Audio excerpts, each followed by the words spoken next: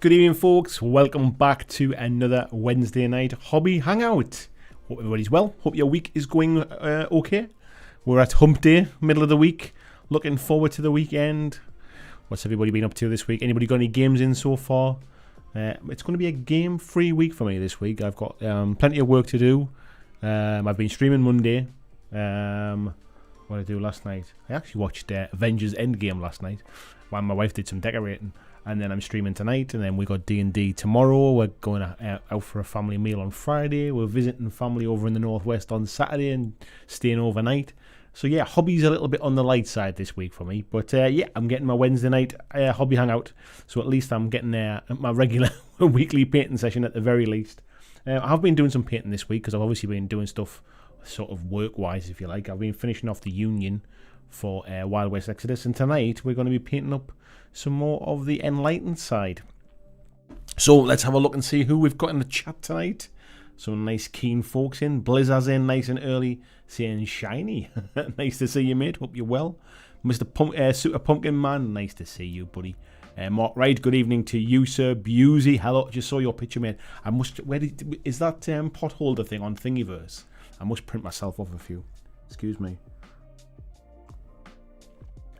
Michael Cowan, good evening to you, mate. So you might not make it. You might not make it back in time for the stream. Hope you're all well and enjoying the hobby. Thank you very much, mate.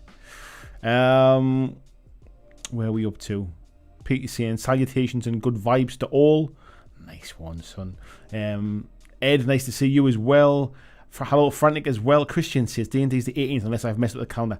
I think we were chatting about that many different dates, mates. I had it in my head. It was tonight. I actually think, well, we can sort it out offline. I can still do it, but my wife's away that week, so I'm going to have to put the little one to bed. So I might be a bit in and out, mate. So, yeah, but that's all right. It gives me my Thursday night back, to be fair. Camo, hello to you. Good morning. Mark Pheromone, hello, Mark. How you doing, fella? Nice to see you here again. And Busey saying, yeah, just found it on Thingiverse. Yeah, I mean, obviously, I use these pots on the stream all the time, and sometimes I'll use a little bit of blue tack on the bottom just to kind of give them a little bit of stability and stuff, but I should probably kind of print off some little pot holders, really. Yeah, nice to see you over in the on tabletop Discord as well, mate. On tabletop at the minute are doing a thing where we kind of they contacted me a little while ago about kind of potentially bringing together some kind of content creators and forming a bit of a the Avengers, like an alliance type thing in the background a little bit. So they're starting to get a few folks together now, and it's quite nice to have some other sort of like creators to chat to and stuff, and share ideas and obviously sort of chat content stuff. So yeah, it's there's a nice little gang kind of growing in there at the moment. I don't know everybody that's in there, but Mark is in there. So yeah, nice to see you, mate. Right, what we're doing tonight, we're doing, as I mentioned before, if I find the screen, we're doing this, which is the Enlightened, or part of the Enlightened force for Wild West Exodus from the 2-player starter set, and this is,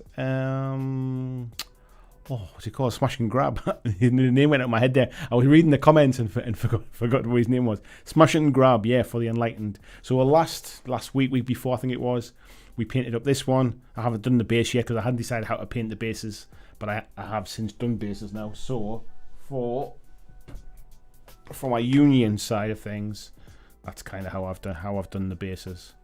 So yeah, one of the showing off my Union models now. That wasn't the plan, but that's how the bases will be done. So I know exactly what the recipe is for that now, so we can paint up these bases now. However, that's the one that we did on the stream a couple of weeks ago, and we're just going to crack on. I've just been sitting just while we're waiting for the stream to start. I've just been sitting doing. Is it Emily? Is it Neugard or something like that she's called? I forget her surname. I've just been kind of making a start on her. So yeah, we're going very much kind of red and blue for the starter set. And luckily, actually, I was looking over some of the Enlightened stats today, and the different folks that they can take in their lists. And some of the stuff I've already got painted up. So like Mr. Ears and the Drum of the Nautilus, which are both from Lost World Exodus, but can be used in Wild West Exodus, are also both usable in the Enlightened Force. And just kind of through no kind of prior planning, I've painted them both red, so they're going to fit in quite nice with the force at some point.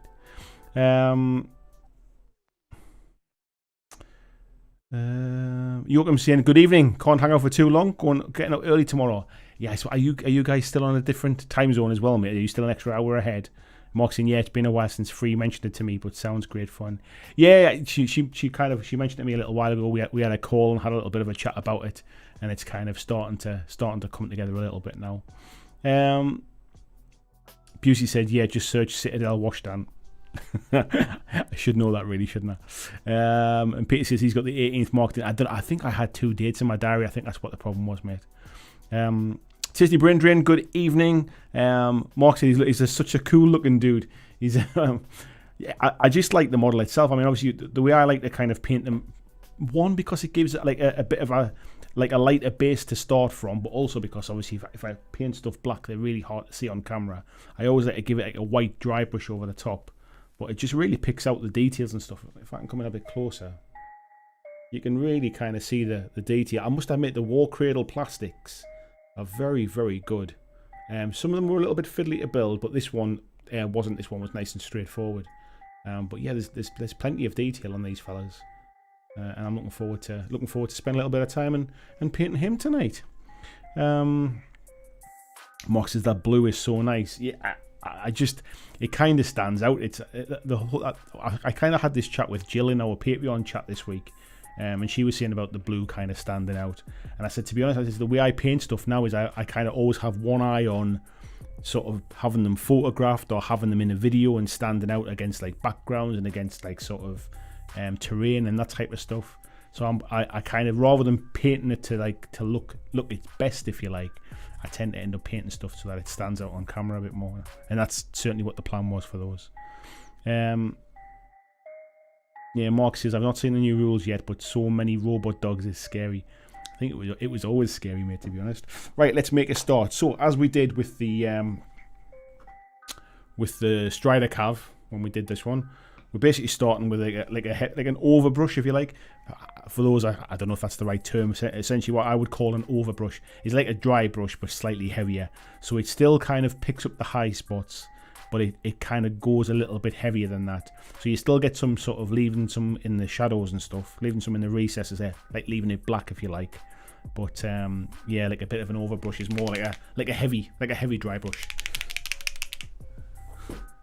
Busey says you might have been searching for Citadel knockers or something. To be honest, mate, I've not even searched for them because I always forget about even sort of doing them. So I've been printing loads of 3D printed stuff, obviously, with that terrain for the subway stuff, but that's all done now.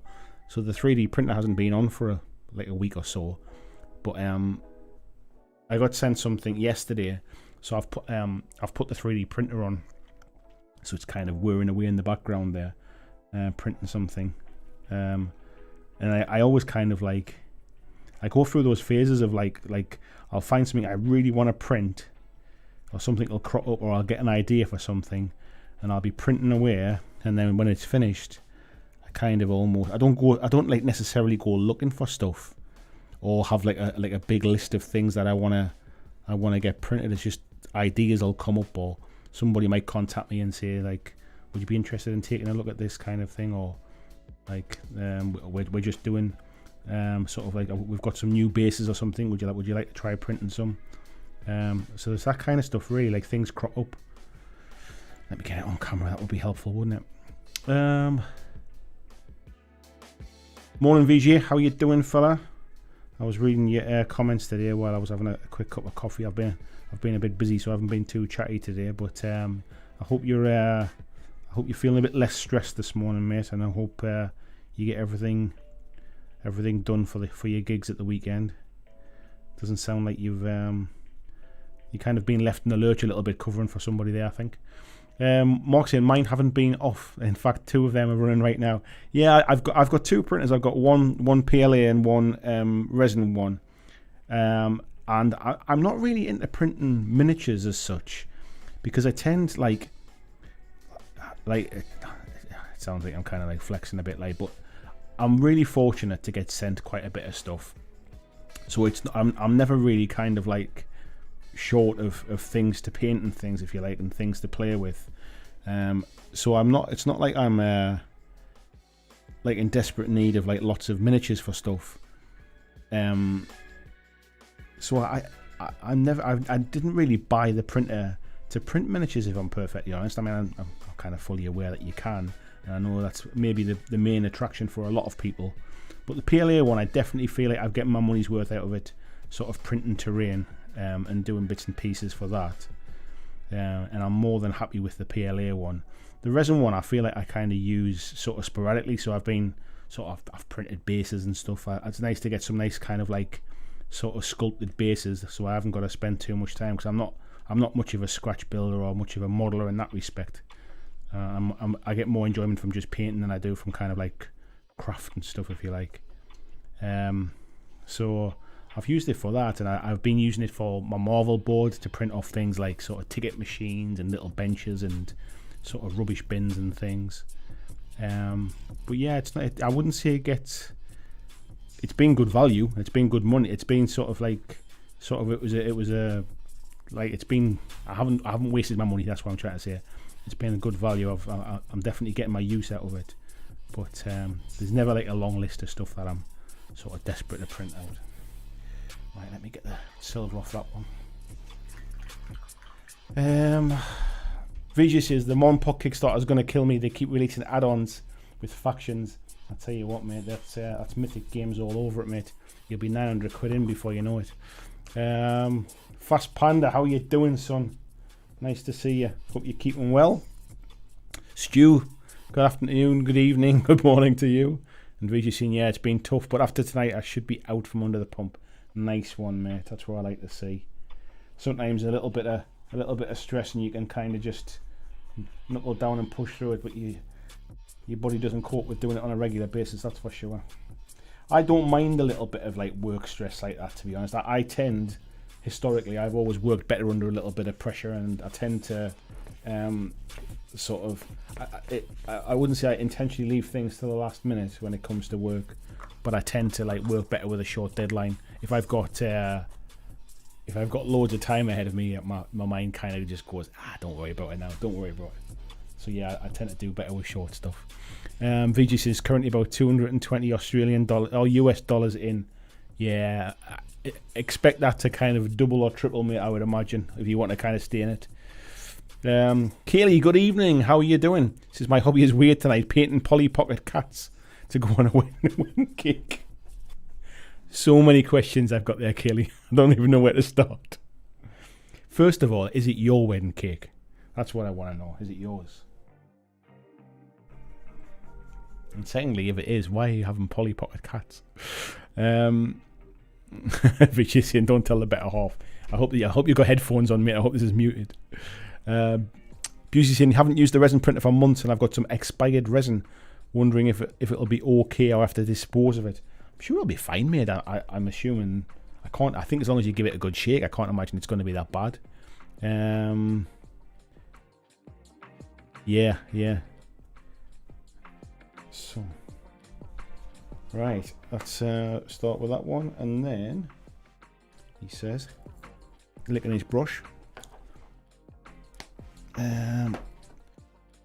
Mark saying, if it's slimy when it's cured, get rid of it. Otherwise, it should be okay. Yeah, I mean, it certainly won't harm your machine, mate, to give it a try. That's for sure. Okay, I'm drinking my coffee. I've got drinks all over the place. I've got a cup with water in here, which is for like metallic paints. So I've got to be careful not to pick that one up when I'm painting to drink out of it. I've got a pot with water in for general painting. I've got my cup of coffee. I've got a can of Coke over there for when my coffee goes cold. I'm just trying not to knock stuff.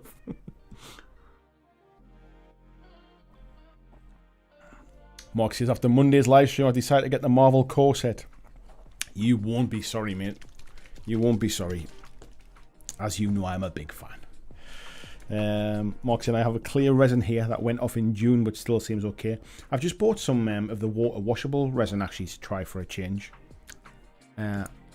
So we'll see how that performs. I've not used it yet, but it was cheap. It was on sale on Amazon, so I thought I'd pick some up and try it. Right, here we go. Let's, so I'm just coming in with contrast the Blood Angels red here. And I'm just basically, what I'm trying to do is, I mean, rather than trying to go kind of realistic with the colours, like sort of giving them like sort of dirty work pants or a pair of jeans or something like that, I'm trying to pick out something on each model that I can paint red, so that basically the entire force is kind of cohesive with one colour. So in the same way I did sort of blue across the Union, I'm doing something with red for the Enlightened, and so yeah, it won't look natural. It'll look like they're kind of, you know, they're all kind of just in unified colours basically. But when they're on the table, I think it just helps. It helps just pull them all together. Because I think one thing with Wild West Exodus is that you obviously things like if you've got like the Union where you've got like a lot of troops and stuff, it's quite easy to kind of give them all a unified colour. But I think when you've got something like the Enlightened where they're all kind of almost individuals really, you can end up just painting lots of individual models and lots of individual colours.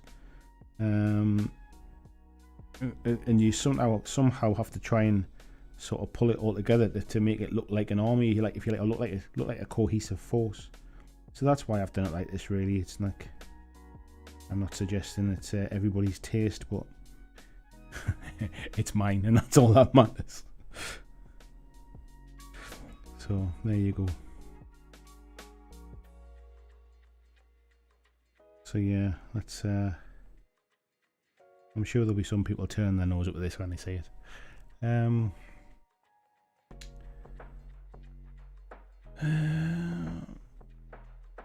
Kaylee saying I've used the water washable, it's fine. Yeah, I've heard lots of people using it. I don't know if I'm gonna have to change any settings and stuff on the printer, but I'd run out of resin. I'd poured the last of it into my vat to do some stuff recently, and when I went to order some more, the water washable was on offer, so I thought, what the hell, we'll give it a try. Deep Red, hail and well met, my friend. Says sorry he's a tad late. I thought we go north. You know what happened last time we went north, mate? We walked straight out north of the forest and basically got our memory reset, start again. Thanos snaps his fingers.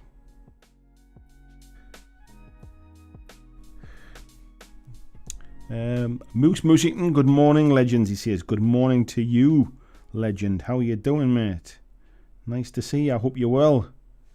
Hope you're getting ready for a relaxing day of work without any stress, mate. That's what we wish for you. A nice chill day. Smiles all round. Mark said it's a great game. Oh yeah, we're chatting Marvel there. Yeah, 100%. I'm kind of going through my Marvel kick again at the moment with sort of, I'm enjoying watching the movies and stuff. I put Avengers Infinity War on in the background while I was finishing off the Union models the other day, and then last night I sat and watched Endgame again.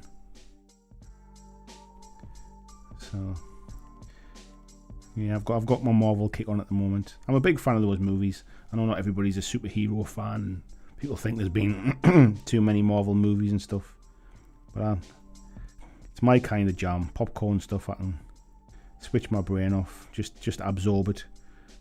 Don't have to think too much.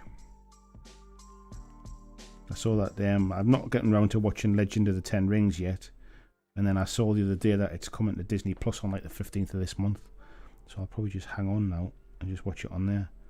And I haven't had a chance to go and see Eternals yet either.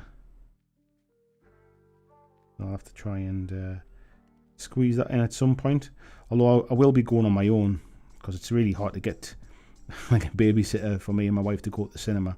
Like if we can get a babysitter, we're far better off going out for like a nice meal or something like that rather than going to the cinema to watch more Marvel films.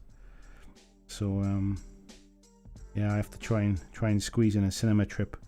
Normally like on like a Sunday or something like that when my wife's out, like took the little one out with her friends or something like that. So she sometimes goes out with her friends who've got like little ones and go to soft play and stuff.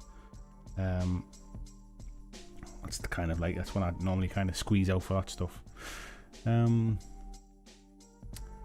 Usually saying give it a go. Yeah, stuff left in the back is well gone though. Is it really, mate? I've left stuff in the vat for ages, and all I've done is pour it back into the bottle and just kind of mix it up, give it a shake, and just reuse it. I guess it depends. Like mine's in the garage, so there's not like a massive amount of direct sunlight, and obviously you've got the cover on it as well. I suppose it depends on how it's being left. Your climate's a lot warmer than mine, isn't it? Kaylee saying you need to avoid doing hollowing though. It's a pain in the ass to get the interiors clean and cured properly. I've heard that actually. I think it was Christian told me about that, saying that like sometimes it can be a bit like, if it's like being hollowed out, sometimes the thin bit is normally like the wall thickness, if you like. There's sometimes like crack a little bit and stuff. So luckily most of the stuff I do, I don't really bother hollowing out. It tends to be like bases and stuff like that. So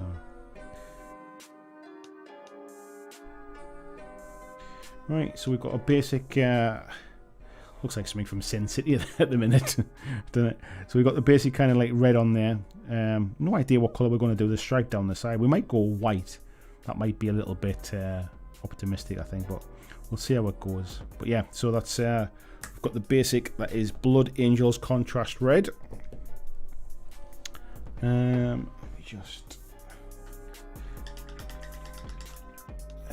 Yeah, Kaylee's seen you end up with it cracking because of the temperature differences while the inside slowly cures.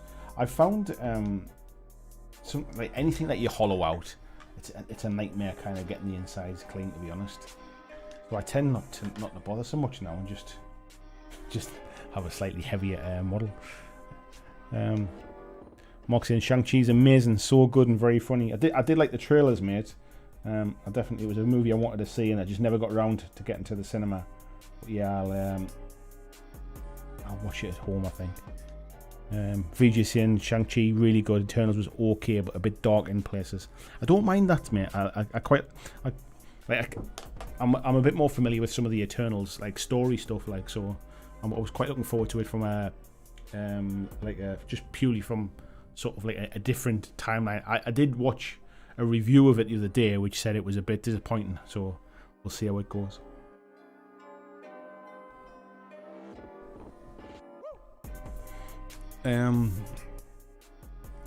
VG saying I treated myself to a double feature at the weekend. Nice one, mate. I tell you what, that's not a bad thing to do. I quite like that. Christian saying, yeah, first time using water wash build my 3D printed Stegosaurus split apart 2 days after I'd cured it. Wow, mate. I have to kind of watch out for that stuff then. With a white stripe, you look like the red tracksuit guy from Saturday Night Live. Yeah, you might do actually. We might not go with red. We might go with something a little bit more subdued. Maybe like a darker red or something like that, just to kind of put a bit of contrast in it. But we're going to be highlighting it up anyway. Like, so if you remember last week when we painted, or last week before we painted this one, the red on this guy's helmet and stuff was contrast paint, and then we used Wild Rider red, I think it was, to highlight it up. So we'll be doing the same with this as well. I don't want it to be kind of too dark. So next up, if I can find where I've put it, we're going to go with Deepkin Flesh. He's obviously a bit of a construct and stuff. He's not going to have nice rosy flesh. So we're going to we'll give him a nice thin flesh layer. A lot of the scenes were very dark and hard to see the action. Interesting, mate. It's a bit weird, especially at the cinema. You'd assume at least at the cinema you'd be able to see it well. Right, here we go. Moxie tends to only hollow out sections like arms and torso for giants, but keep the legs solid to give them weight and balance. Yeah, I tend not to do kind of the big models and stuff. It's been technically more. I've been using it more for things like busts and resin sort of bases, like base toppers, things like, what else? Like tokens, that kind of stuff. So I think I should be alright. I don't really tend to have to thin that kind of stuff out. Yeah, to hollow that stuff out, I should say. Alright. VGC, yeah, sorry, I read that one. Yeah, Marxian got to get his wheel out of bed. Take care, Mark. Thanks for popping in. Kaylee saying Eternals is standard Marvel fare, enjoyable and not too intense. Yeah, I'm alright with that. Like, it's not. On screen of me. I'm not like when I kind of watch a movie, I'm kind of looking to just to be sort of mildly entertained. I'm not, I'm not looking for something like life changing.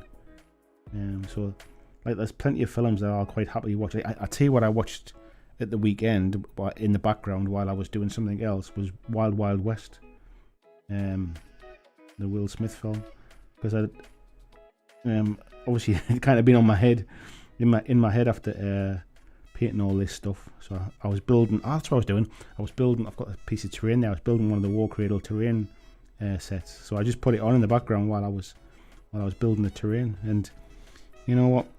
It's nowhere near as bad as I kind of remember it being, or as I remember people telling me it was. Quite a fun romp, if you like.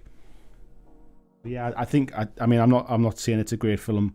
I just think I have kind of lower expectations than most folks. I think if I'm generally entertained, it's been good enough for me, to be fair.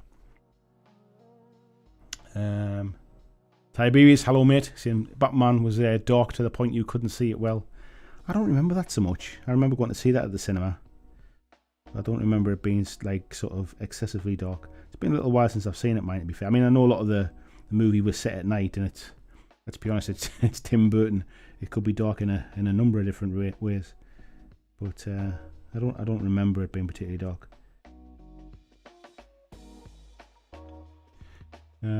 Tiberius is interested in the Mecha Spider idea in Wild Wild West was an idea left over from 1989 Batman.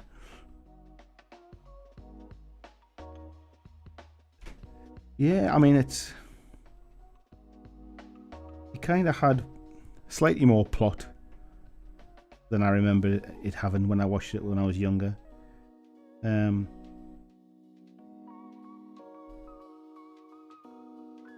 just wasn't all that bad, to be fair. Special effects, I mean, I wouldn't say they've stood up to time, but I mean, I can't even remember how old the film is now. I wouldn't say the special effects were amazing now, but I guess for its time, it probably wasn't overly bad. You can tell he's obviously spent some money on it. Some of the sets are huge, but yeah, it wasn't too bad, man. Kaylee says, insert Kevin Smith Superman story here.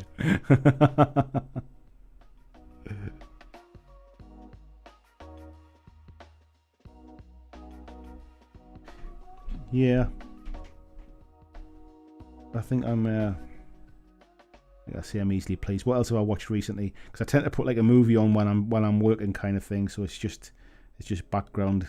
Unless I'm editing a video, I can't do it while I'm editing. But if I'm like painting something or building something or something like that, or tidying, if you like, or kind of like setting up. Obviously, I've got the big screen in here, so I kind of just put something on in the background to kind of watch. So I watched Shazam. I get my words out. Shazam. Not too long ago. I hadn't seen that before. Quite enjoyed that. That was okay. I do like Mark Strong, who played the bad guy in it. I quite like him as an actor. So that was all right. What else did I watch? I watched Bloodshot with Vin Diesel. That was all right. It felt like it should have been a video game, I think, rather than a movie, but it was all right. I'm not a massive Vin Diesel fan, but yeah, the film was all right. Have I watched anything else? I think me and my wife watched the latest Purge film. Is it called The Forever Purge? We watched that the other night. That was a bit disappointing, if I'm honest, because actually I quite like the Purge movies, and I'm a fan of the Purge TV series, and I actually thought the TV series did a much better job than the latest movie did. So yeah, so I've kind of had some stuff on in the background, so I'm kind of keeping up with my pop culture stuff. Like I say, I don't watch huge amounts of TV. But I do like to watch movies. So yeah, I couldn't tell you what's happening in sort of most TV shows. Pumpkin Man said, I do not know why, but humanoid creatures with two heads always look so weird. I think it's anything that like looks off to the eye, isn't it? Like we're so used to seeing things a certain way, and when they don't look like our brain expects them, they instantly look strange. Pumpkin Man said, I had the 89 Bat plane toy as a kid. One of my favourite toys I ever owned. God, I think I was about 14 when the movie came out. In fact, I definitely was in 1989. But I can remember because it was a 15 certificate and I wasn't quite old enough to go to the cinema to see it. But my friend's brother and sister both worked at the local cinema. One was on the ticket office and one was like an usher. Back in the days when we used to buy tickets, you used to have to queue up to go and see a movie, and where they used to actually take you to your seat. And yeah, so we managed to get in. But yeah, that was I remember that being the big event that it was at the time, watching the new Batman film, or the Batman film as opposed to the new one.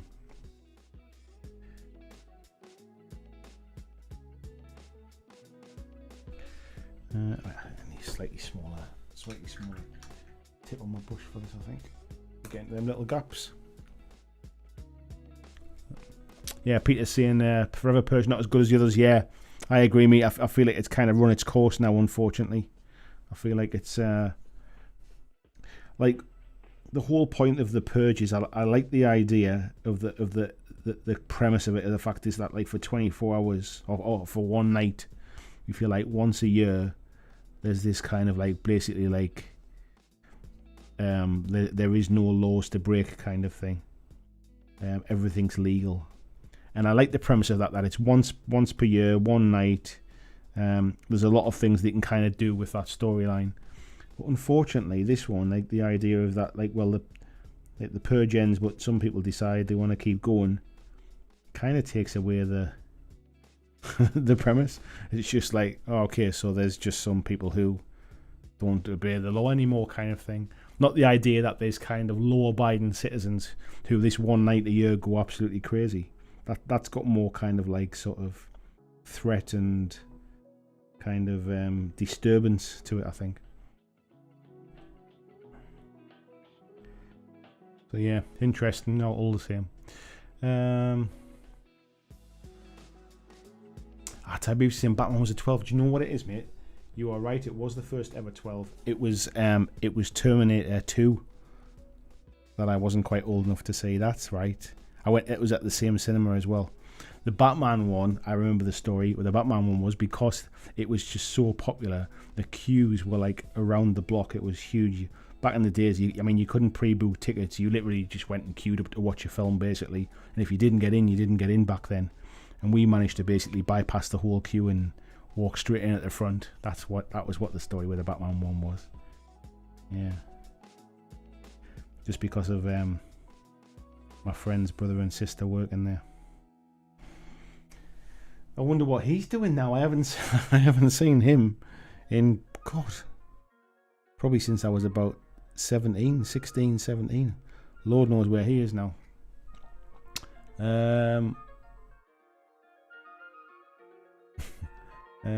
Keely says, tried first edition, it was fiddly, the models are nice, but night models are trash. Are we talking about the Batman game, I think, are we? Oh, somebody, yeah, sorry. Lemur Crazy, hello, mate. Has anyone tried the Batman mini game? I tell you what, I think there's some guys local to me play it, and they say the new version now is a great game. They're big fans of it. So I think it's certainly kind of changed a bit over time, because I've got the first original. Actually, I think I've got the second edition rule book, because the first one was an absolute car crash of a translation. I think I've got the second edition rule book, and yeah, it wasn't great. There was still some kind of translation issues and stuff like that. So,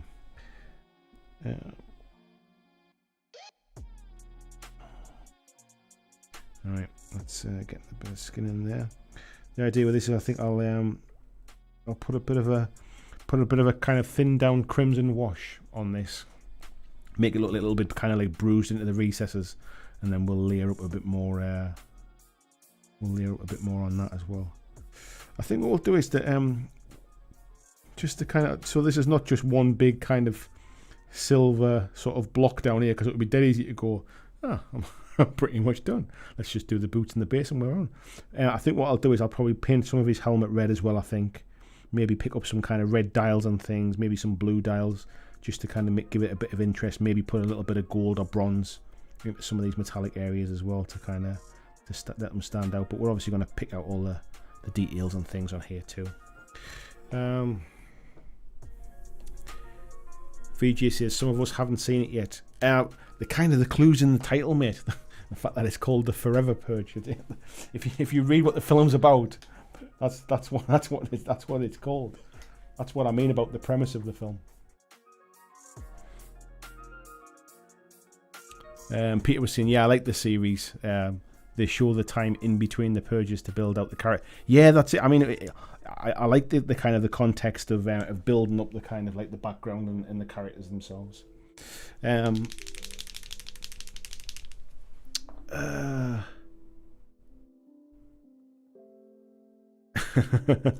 Kaylee saying, surely purge night will be when you submit your totally bogus taxes.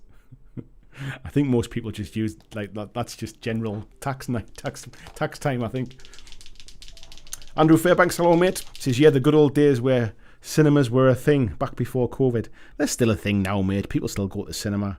It was just like back in the day, you couldn't there was none of this pre-booking tickets and stuff. There was none of this like booking them online. You couldn't like call up and pre-book tickets. It was literally just you turned up and you stood in the queue, and then when they opened the doors, you went in, and if you were there early enough, you got in and you got the best seat. That's back how it was at my local cinemas anyway. That's how things have changed.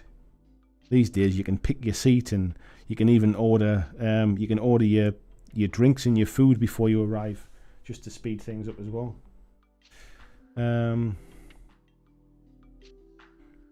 Kelly says, we were going to queue for Honey, I Shrunk the Kids when that was in the cinema, but it wasn't proper around the block. Went to Bill and Ted instead and felt totally justified in that decision. Well, yeah, well done. Well done. There's not many movies I remember going to as a kid. We used to go to the cinema a lot because of my friend's family working there. And there's not many movies I remember being like that kind of crazy. But yeah, Batman opening night, sort of Friday night. There was none of this Thursday early viewings and stuff like that. Friday night, kind of 7 o'clock or something, was like opening night. The queue was huge. There was people dressed up in Batman costumes and Joker costumes and stuff. Like, you know, when you see on TV and stuff, like in the old documentaries about like sort of queues for Star Wars and stuff, I imagine that's what it must have been like. I've got quite a vivid memory of that night, of like walking straight to the front of the queue and them opening the doors and us going straight in, and people moaning and whinging, wow, we've been here for like 6 hours, how did they get in? Yeah, so I do kind of, I've got vivid memories of that. Lemur Creasy saying it's a nice sculpt. It's a lovely sculpt, mate. I'm really, really happy with this model. Tybus saying a good way to get a bit of variance in metallics is just use different brands of paint on different sections. Weird, but it works. Yeah, I can imagine, me. I mean, to be honest, I've got plenty of different silvers and stuff to use, but by the time I kind of wash over this and dirty some of that down and things, it'll kind of it'll work. I'm not looking to kind of do sort of make it too different, but it's just little things like sort of just picking out like things like that, like the bolt on the side. We're obviously going to pick out these sort of Tesla coils on the back of here and things. Do them the same colour. Oh, I don't think they are Tesla coils. Oh yeah, they might be. Oh no, it's not Tesla, is it? It's the other guy on this one. Tony saying, yeah, you finally made it. Hello, buddy. How are you doing? Nice to see you. Peter says, the closest we get to purge night in real life, that's eating 4 kebabs in a row. I tell you what, mate, that'll certainly be the purge. You want to try washing them down with a few Guinness? Then you'll know the true meaning of the forever purge.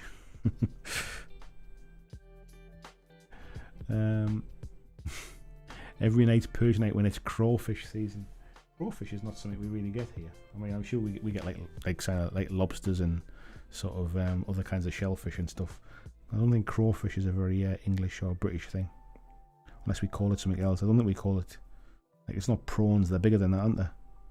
They're a bit like a lobster, I think. Busey says, do they still do a bag search to make sure you've not brought in any snacks or drinks in? Do you know what, mate? I don't know if they do. They used to. You should certainly never used to be able to like smuggle your own sort of like sweets and stuff in. But I don't know if it's still a thing. It's been so long since I've tried to do it. Because there's like my kind of like local cinema's quite a big one, and it's got like a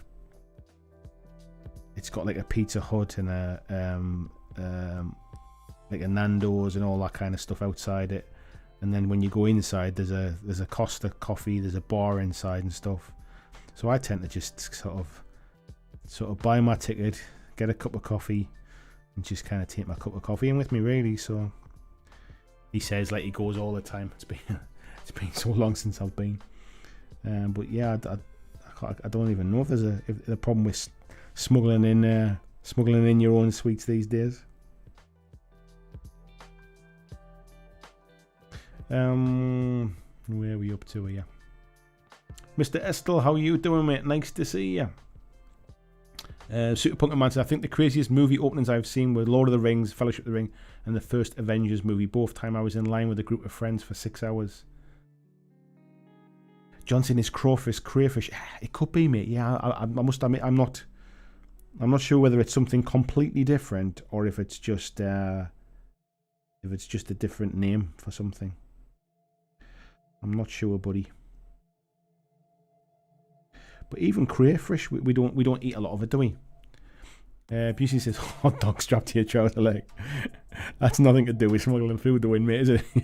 You're just trying to impress someone. The things you do, mate, on your first date. Disney Brandon says, from what I understand, crawfish and crayfish are two different things. Ah, okay. We're learning all the time, folks. That'll not be long before we're having them in a sandwich. Blizzard says they don't search you here. Nobody would put up with that. It wasn't like a search, mate. It wasn't like they didn't like pat you down. But like if you looked like you had like a carrier bag full of like cans of pop and stuff like that, they were like, oh no, you can't bring your own stuff in. And they would look in people's bags and stuff like that, but obviously they wouldn't pat you down, that's for sure. It wasn't like a strip search.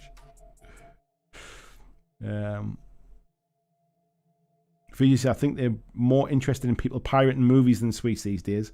I think even that's kind of like I don't think it really happens like sort of like round here, I suppose, kind of thing. Like I'm assuming anybody that pirates movies are probably like set up with a bit more professional kind of renting out the cinema or kind of coming in when it's closed and setting up a camera at the back and stuff. Although you do often see those ones where there's somebody's head bobbing around in the front of it, isn't it? I'm not a big fan of the of watching the kind of like the camera movies at the back of the cinema. So yeah, I am literally just winging it here, folks. I'm just picking up little bits that I think just set it off a touch and giving it a little bit of gold paint on it. There's no plan. Tasty Brain Drink says, I used to think crayfish were what they called crawfish up north, but I've been told they're two separate things. Yeah, crayfish tends to be high dining food. Do you know what? I don't like. But I guess lobster is as well, isn't it? Like you don't like go to the chippy and get like a lobster and lobster and chips, do you? Like even like lobster's quite sort of kind of high dining. I suppose when you get surf and turf, you're meant to get steak and lobster, aren't you? But I think some people get it with prawns, I think.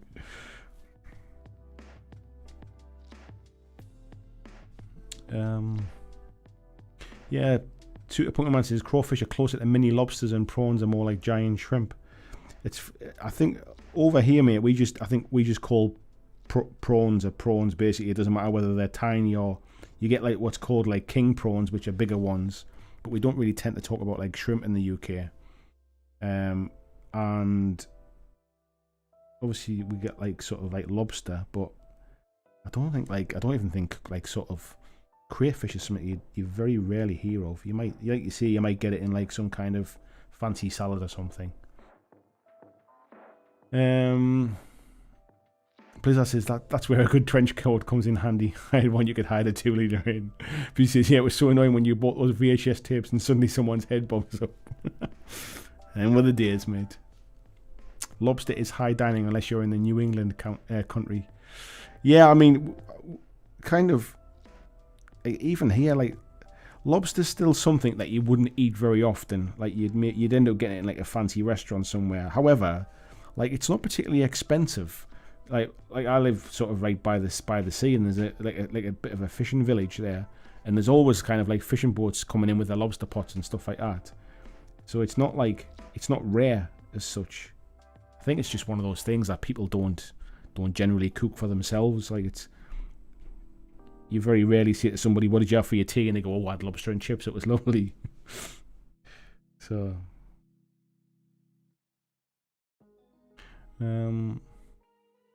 Gambas says not stuck there.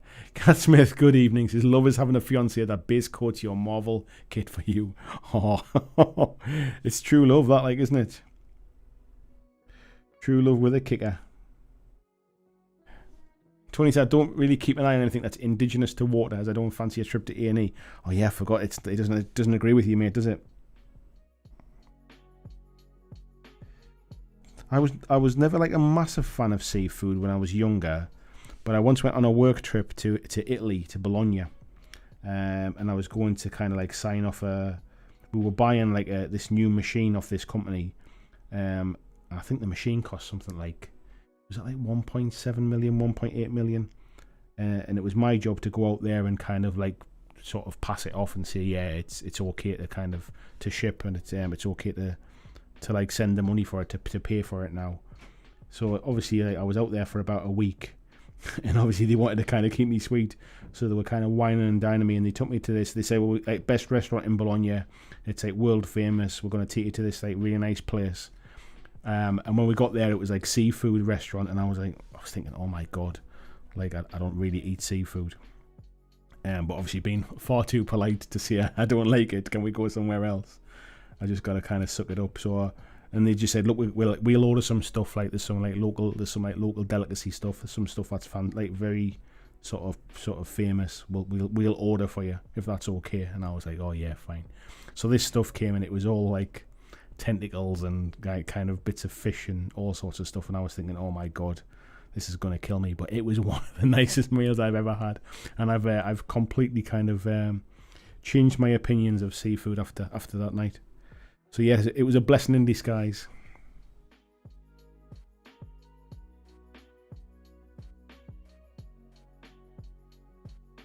I was there with two other guys, so I had like my head engineer with me, and we took like one of the apprentices, and he came up with us just kind of for the experience. And we were there on Valentine's night, so you can imagine sort of being in Bologna, in Italy. Three relatively young lads looking for a restaurant, trying to get somewhere to eat food on Valentine's night was quite difficult. And we got this, we did manage to get a pizza place, so the three of us kind of sat down. We didn't speak any Italian, the Italian waiter there didn't speak any English. The menus weren't in English, there was only had Italian menus. We didn't have a clue what anything was. So we literally just asked for three of the biggest beers that they had. And the guy was like looking at us a bit weird, and he did bring out these things that looked like either like 2 or 3 pint glasses. So we got 3 of those, and then we literally went down the pizza list and kind of like one from the top, one from the middle, and one from the bottom. So it looked really kind of like everybody was like looking at us. It was all couples in this restaurant, and these like 3 lads with these huge beers like in the table in the middle of the restaurant. Yeah, it's funny what sticks in your mind from those work trips.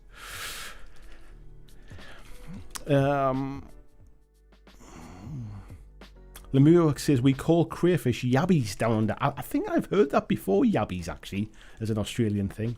Andrew saying, different names for the same animal. Personally, I call them delicious. Busy saying, check the freezer cabinets at Lidl and Aldi for frozen lobsters. Yeah, I think they probably have them here, but I don't think it's a thing that many people generally like would cook. I'm sure people do, otherwise they wouldn't sell them, but Still a bit of a strange choice. The Mexican, hello mate, it's nice to see you in, my friend. How are you doing? Welcome to the Madhouse. We're just randomly chatting tonight about all sorts of stuff. We've been chatting movies, we've been chatting seafood.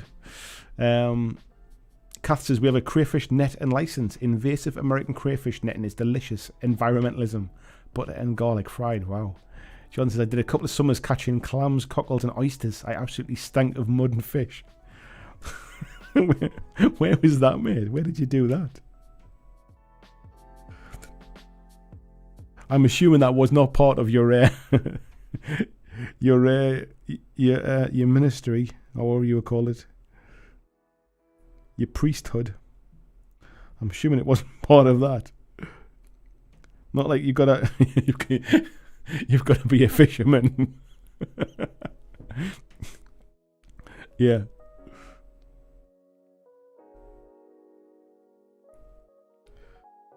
Maybe you had to feed the 5,000. I don't know, mate. It doesn't sound like it was part of that training, though. I'm sure that was a previous life, was it?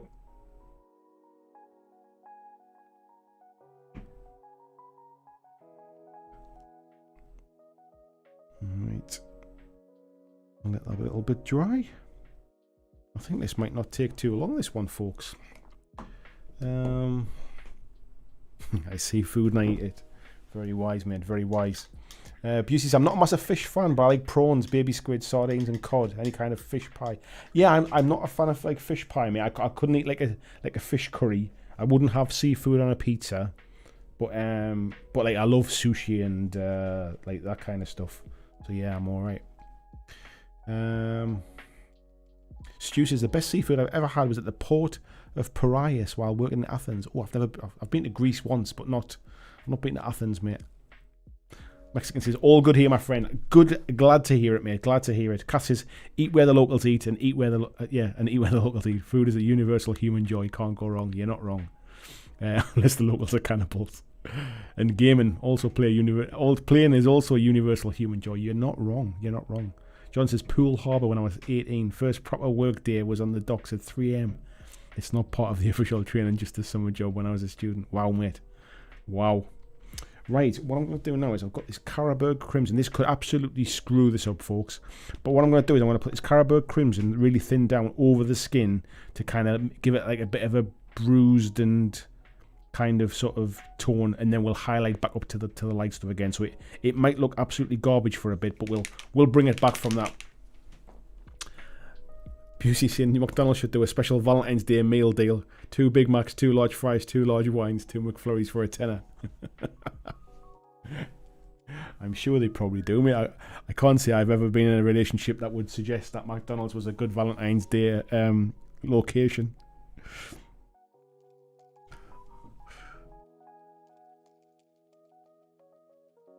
So I don't know if you can see that on camera, but I'm just you can't because I haven't got it on the screen. I've just like really kind of watered down this Carrabberg Crimson, and I'm just kind of running it into the recesses really, just to give a bit of depth. And like I say, we'll highlight it back up. Might look garbage. If it does, we can always repaint it.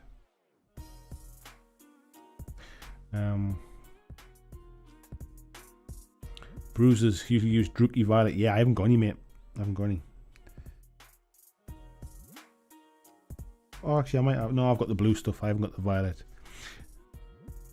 To be honest, if he's a construct, I'm assuming he wouldn't bruise, but it'll just give a bit of skin tone kind of colouring. In fact, you know what it is? I'm just going to wash it over the whole lot, and then I'm going to highlight it up.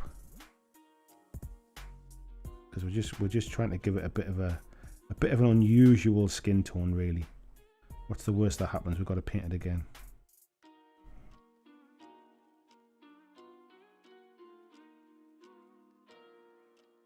I think this might work a bit better, actually. I just want it to look wrong, if that makes sense. I don't want it to look like sort of normal human skin.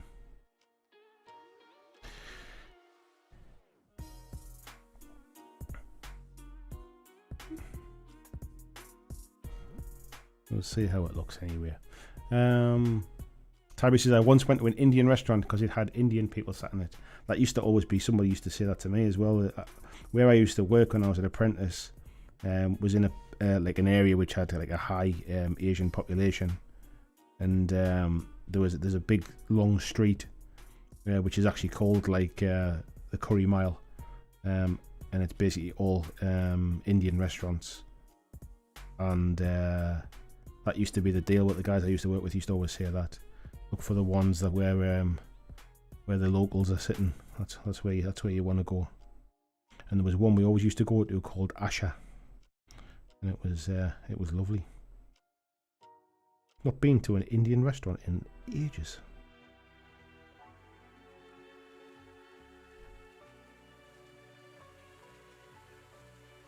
But yeah, we get quite a few curry houses in the northeast.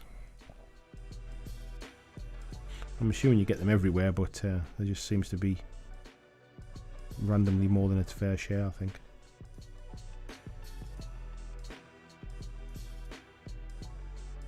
Right, that just gives it a bit of tone to it, but we're gonna wash it. We're gonna let it dry and kind of and bring it up a little bit. Right, now what we're gonna do is we're gonna get the silver, Stormpost silver, and we're going to pick out some of the silver bits, bring it up.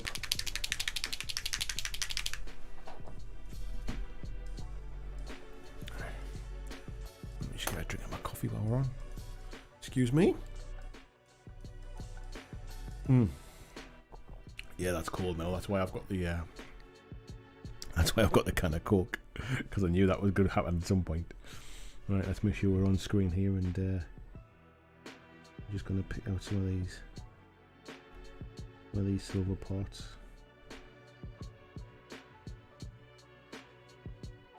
Just to give it a little bit of depth. And kind of highlight it up.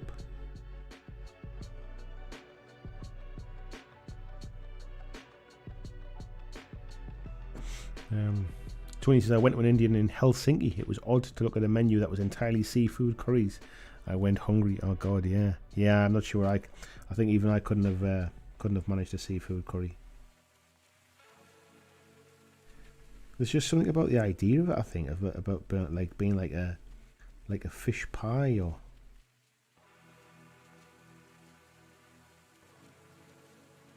just doesn't feel right to me.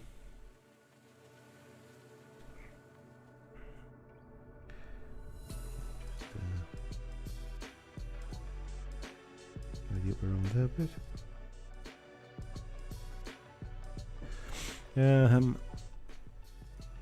John says, we were really fortunate. We've got an amazing curry house in the village.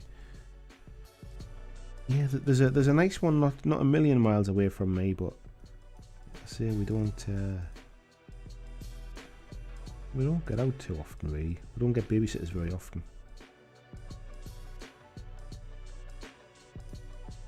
Although it is my birthday in a few weeks, so we do have a babysitter, so me and my wife can go out on my birthday. So I'm looking forward to that. Madras or Fal. I take my favourite, mate, is a Sri Lanka or a Ceylon. Depends which restaurant you go to. Some call it a Sri Lanka, some call it a Ceylon, and it's kind of like it's kind of up there with a Madras or a Vindaloo type thing.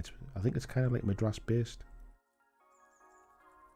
So I do like a bit of spice in the curry.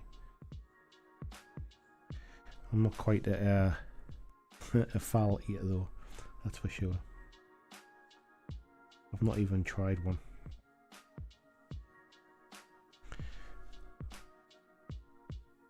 Right. Using the water for the metallics. Andrew says we've got two amazing Thai places here, but no decent Indian. Yeah, obviously like Newcastle city centre is not a million miles away from where I live, so you get like a fair mix of kind of like restaurant types and stuff like that. But locally there's some nice restaurants. There's some nice, mainly I would say kind of some nice kind of like Spanish tapas type places. Quite a lot of Italian restaurants.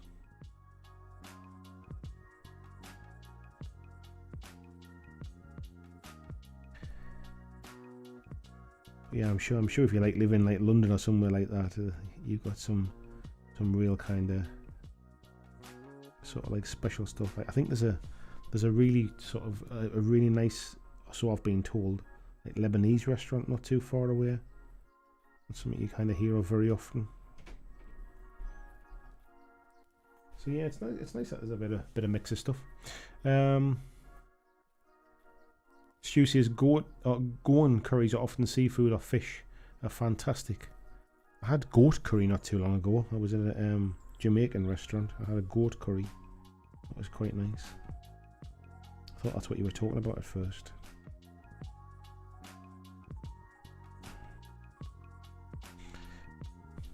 But yeah, I'm just again, no real kind of rhyme or reason to this. Just picking out a few little bits just to kind of give a bit of focal interest to things that are a bit shinier, just to break up the silvers and stuff.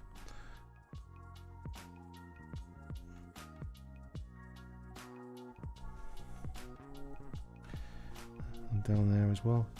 Vijay saying the gold on these mechs highlighted. I'm taking that as a win this morning. Got to run some errands. We'll be listening. Yeah, take care, buddy. Thanks for popping in. As always.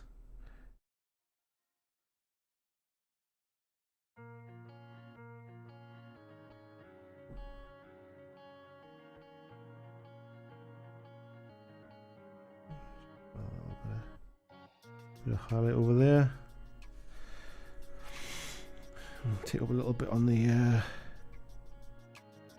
get it on camera, Birdis. Let's just pick up some bits on here as well. John says I like flavour but medium heat. Methy or pathier for me. I think I kind of started when my first curry I ever had was a Rogan Josh. Like I say, I worked in that place. I had a lot of Indian restaurants. That was what my first curry was. I do like a korma. I do like a chicken korma actually. I love like coconut. So I do like a korma purely just for flavour, but yeah, you often get funny looks when you're ordering a korma. People go, oh, you don't like curry? Like, do you not like curry? Is that what you're having a korma for? But yeah, my go-to is normally a Sri Lanka. Right, tie these bits up. Just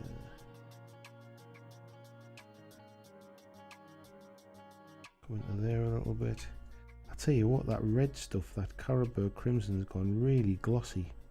I'm gonna definitely have to go and kind of highlight that back down. Right, so there's some silver stuff done. I think they'll come in now. With the, if I can see it somewhere, where did I put it? That's the orange. Oh, there it is, hiding behind my wash pot.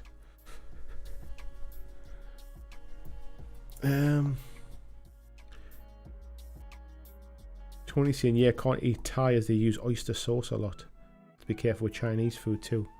Wow, mate, it's not a common analogy, you're right. I'm busy saying, yeah, Chinese and Indian restaurants everywhere here. I go to a place called Balti Towers. Balti Towers.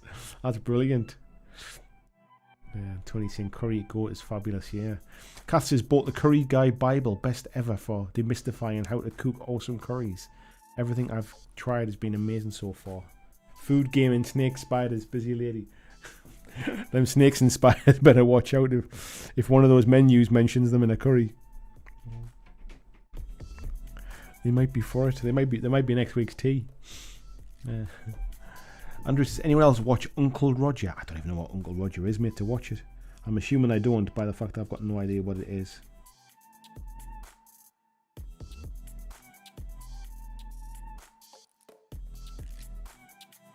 I'm just going to pick up some of these high spots.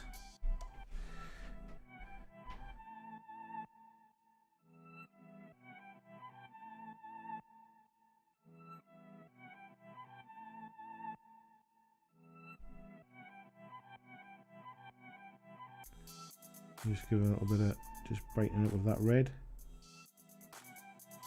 I don't want it to kind of like, I want it to pop, but I don't want it to kind of like stand out too much. Cassie, calling all gluten-free people, I can totally tap you up with the stuff you're missing. But this is gaming night. You folks chat about whatever you want. That's the whole point of these hangouts. Uncle Roger, it's scary, but right about guys. I'm assuming is he some kind of cook thing? Is he? I've never heard of him. Yeah, I'm not much of a cook when it comes to that. I can eat. I'll eat food, but I'm not much of a chef.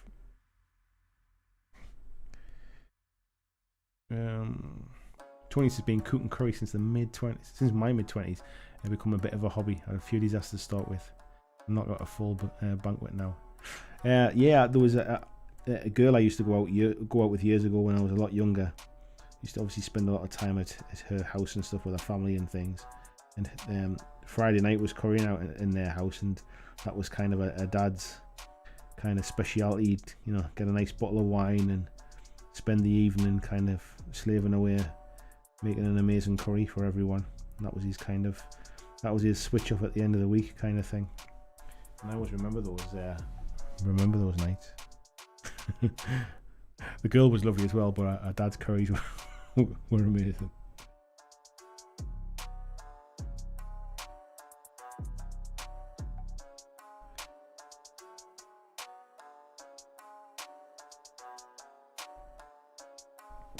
Yeah.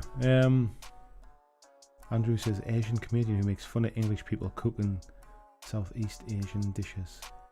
Oh, Roger. Yeah, I've never heard of him, mate. Never. I'll have to kind of check him out.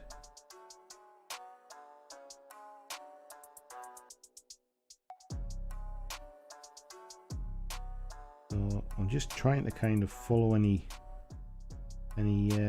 sort of shapes that the contrast paint's left here to try and get some kind of highlights and depth and stuff. So there's no rhyme or reason to this really. I'm no kind of expert when it comes to highlighting miniatures or anything. I'm almost kind of just guessing at it from where the contrast paint's settled. John says curries are a thing we'll cook if we've got people coming around.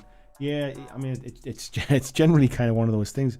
Most people like a curry, don't they? And it's very like, I love that kind of like the social aspect of sitting like sort of same with like having like a nice big chili or something like that. Just bringing a big pot to the table and everybody just kind of digs in and helps themselves and stuff. It's a very social experience. That kind of like eating together like that. I do like that. So I'll be around on Saturday then, John.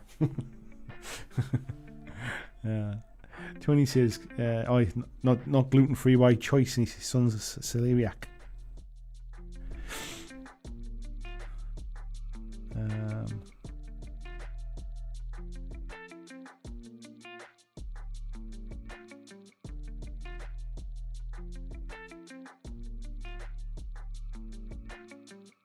Wow, I was delayed at a French airport once where their vegetarian choice for a free sandwich whilst we waited was chicken. Oh my god.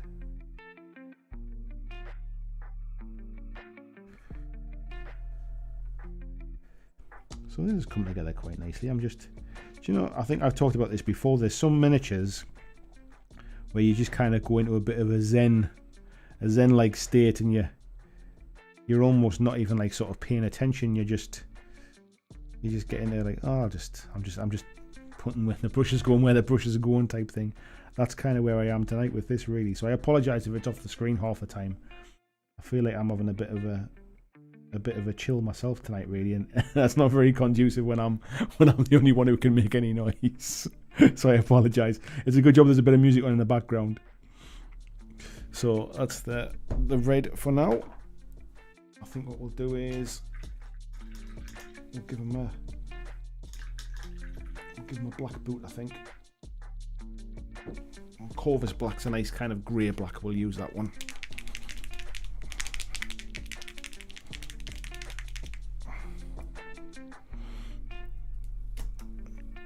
And we'll paint on his boot for this one.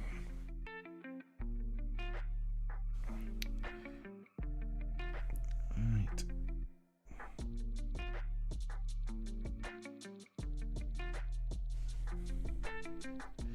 Yeah, I'm having a nice kind of chilled, relaxing night.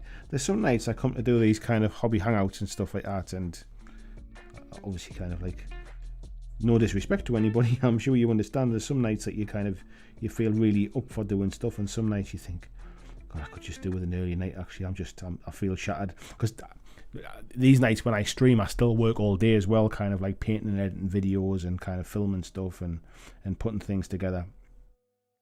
So it's not like I sit and do nothing all day kind of thing. So there's some of these nights where I think I could just, I could quite easily just like, I could not bother, but I never do. I always do them if I can. And tonight was one of those. I was feeling a bit flat tonight, so it's nice. I just kind of get into the groove a little bit. It's always nice to see you folks. Well, I think I'll give him a black belt as well, and we'll try and keep the silver edge into it. I always know once I start streaming it'll be fine, but there's some nights where I feel a bit like, oh, yeah, I'm ready for bed now.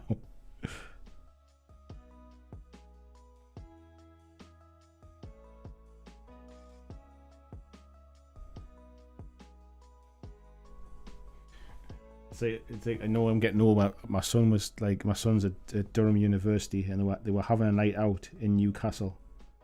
So there was like a bus picking them up from Durham Uni and bringing them through to Newcastle for a night out. And I said, I'll come and meet you. I said, I'll have a beer. I'll have a beer with you. What time you coming to Newcastle? He said, oh well, the bus is picking us up at 10. And I went, oh, it's going back a bit early. What are you going back that early for? And he went, no, it's what time the bus is picking us up to take us to Newcastle. It's coming for us at 10 o'clock at night. It's like, what? You're not going out until 10. So yes, I've definitely become an old man.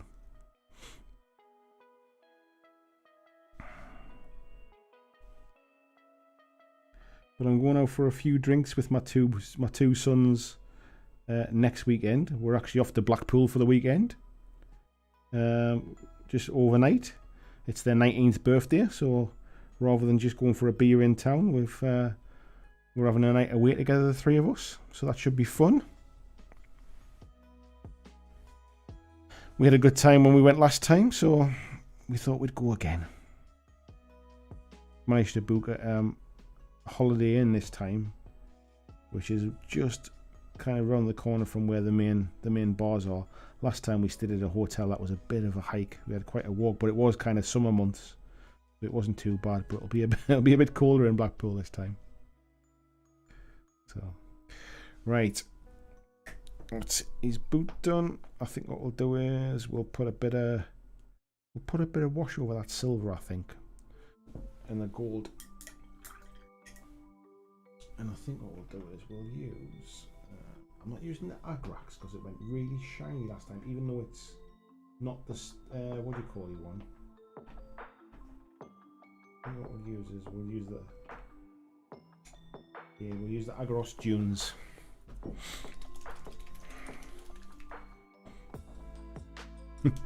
Steak doesn't have gluten. Nice one. Tiberius says, I term humans as dairy, so when the fall of Western civilization happens, I'll hunt people. Just remind me not to come and see you, mate, just before the end times. I think that's probably a wise move. Michael Cowan, good evening, mate. Nice to see you. I know you've seen you. You'll probably be off soon, but always nice to see you and you pop in, mate. Right. I'm just putting some of this over here.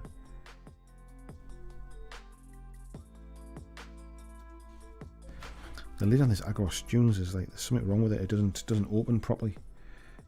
I was a stop with it.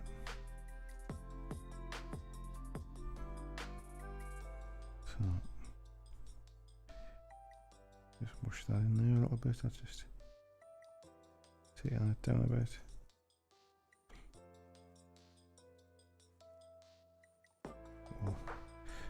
We'll not use that one, I think. We'll use the I'll use the null model, I think.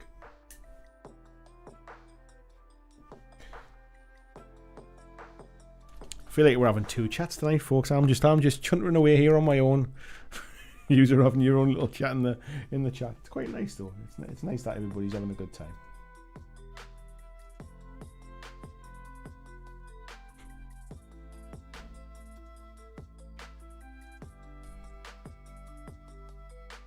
I'm just going to kind of wash this in a bit. I think I definitely need a new pot of this stuff.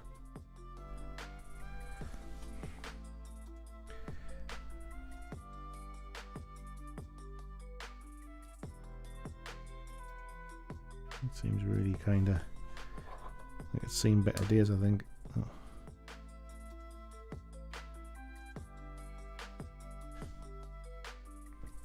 So... let's try to dirty this up a little bit. I kind of want to try and get a little bit of contrast on this as well.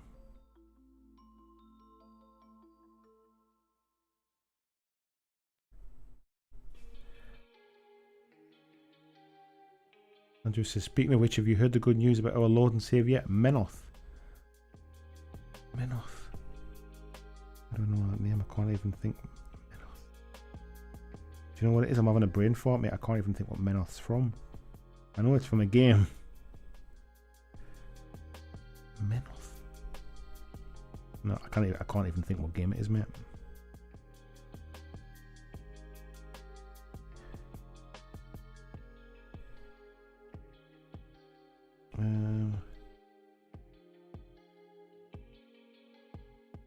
Yeah, I'm having a brain fortnight. War Machine, that's why I know the name. No, I haven't, mate. I haven't heard anything about War Machine in a long time, to be fair. If it disappeared, it would not surprise me, if I'm honest. I used to love that game.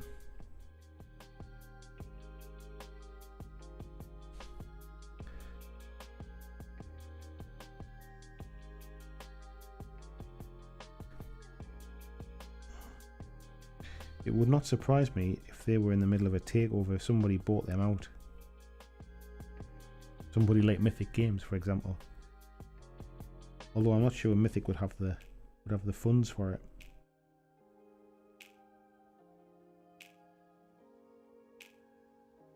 They put out an update and it's going to be a while before they do again.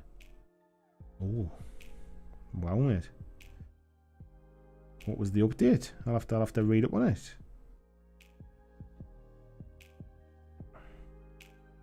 I thought it was strange that they'd gone through this Kickstarter with Mythic, to be fair. It kind of made me feel like they just, for whatever reason, they couldn't do something themselves. 20 says, I started with GW Iron Warrior on my Gustav earlier. It's a beautiful black silver metal. I like it more than Lead Belcher, and it's a lot closer in application and consistency. I quite like Lead Belcher, actually. It goes on alright. I'm a big fan of Iron Hand Steel. It's got a bit of a bluey tinge to it. I do like to use that. Tainted Love by Broken Peach. Might not be your thing, but it's pretty good. I'll have to try that, mate, and have a look at it. Right, so there's a bit of... I need to do something with that hammer again, though. I don't like how that Agros Dunes turned the silver. Like, kind of a weird colour. Yeah.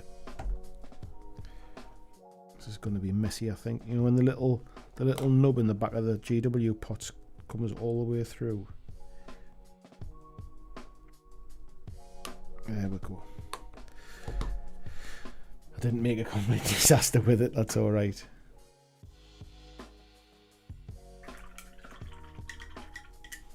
Iron Warrior. Is Iron Warrior a base paint or is it a layer paint, mate?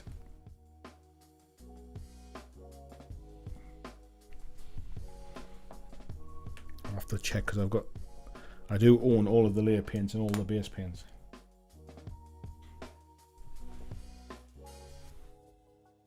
Right. So we're going to go back now with the Deepkin Flesh. And just try and lighten it up a touch.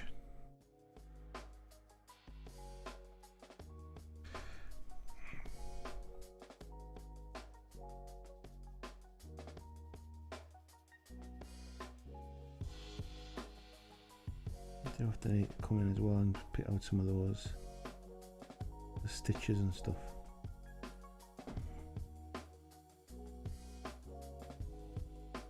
It's a base paint. I'll have to check it, mate. I wonder if it's a new one. The name doesn't ring a bell. That's why I asked. The name didn't ring a bell. What was it called again? Iron Warrior. Right, I'll have to have a check, mate.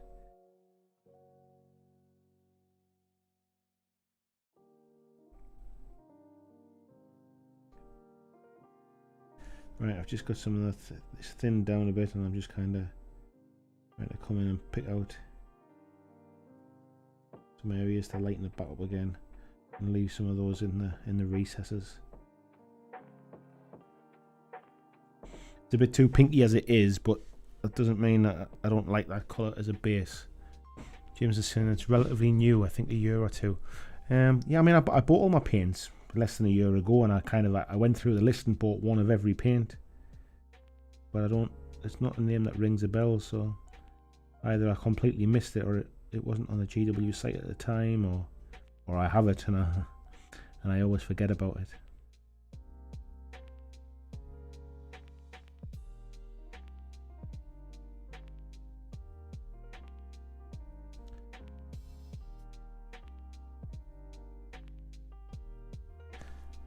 I'll have to check it out.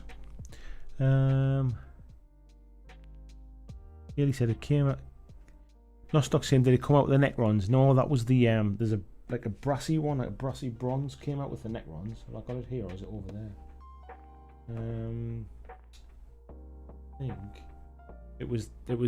Oh no, that's Rune Gold Brass. I think is it called Sycorax Brax or something like that. Rune Lord Brass was the Necron paint. Yeah, that's the one. It was the one I thought it was. Yeah, Rune Lord Brass was the one that came out with the Necron. So I definitely got that one.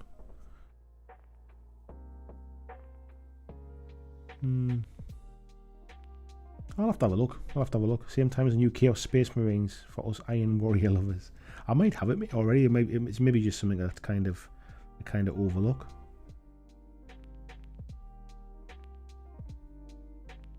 But I'll have to have a check. Because I generally, I mean, I don't use really anybody else's paints. So any of the silvers and stuff I use are always GW ones. It just doesn't seem to be a name that sort of rings a bell.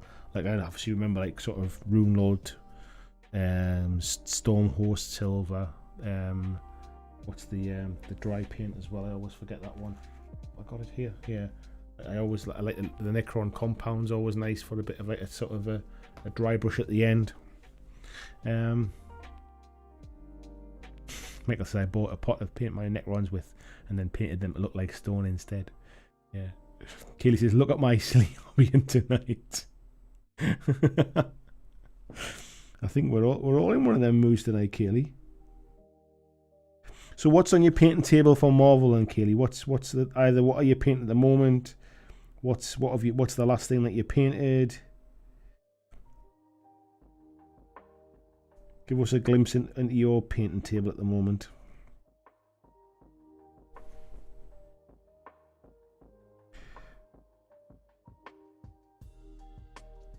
Well, I can't say I'm overly happy with this skin colour at the moment. But I can't say I care enough to worry about it.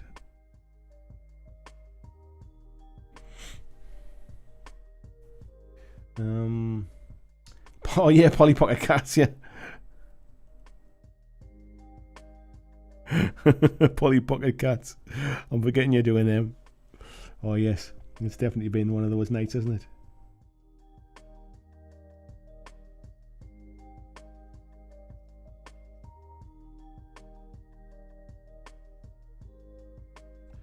Yes, it's definitely been one of those nights.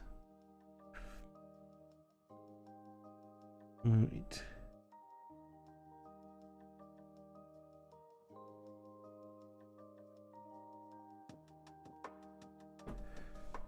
I don't think the skin's terrible. I think I've managed to kind of pull it back from the depths a little bit.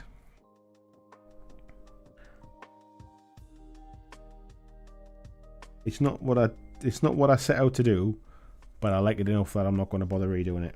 So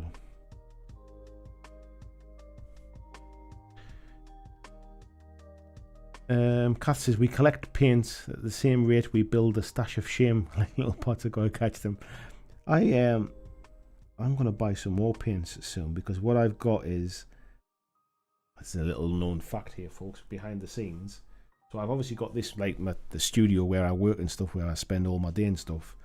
But I'm busy, or my wife is busy decorating what used to be the old recording room, like in the house, the spare room, and it's getting turned into a bit of a hobby room, come kind of gaming room. Put the PlayStation and stuff in there. And I'm gonna have sort of like a painting setup indoors, like in there, that is just like hobby stuff. I don't do any work there. I'm like, basically the idea being that I don't sit here all day working and then come and sit out in the garage on my own on a night time as well. So we get to spend a bit of time together. I still get to do some painting and stuff and relax, because I enjoy it. My wife can sit and watch the TV in the room if she wants, and come and sit with me, or the little one can play on the games consoles or whatever, and we can all sit together that way. So yeah, so I'm gonna have like sort of paint indoors and paint out here as well, because I don't want to be carting them backwards and forwards. So it's quite a frivolous thing, but Christmas is coming. There's not much I need, not much I want. So yeah, so that's what I'm planning to do at the minute. So I'm looking at the minute for like a nice sort of painting lamp.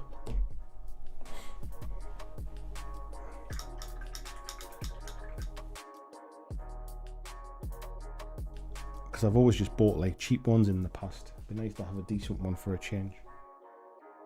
Kaylee says Doctor Strange is half done and will be getting finished once the cats are done. The cats are stopping you here. Lemire saying he's lost the painting mojo, but have Yoda and new Wookiees lined up. I tell you what, mate, if Yoda doesn't bring back your painting mojo, do or not do, there is no try, yeah.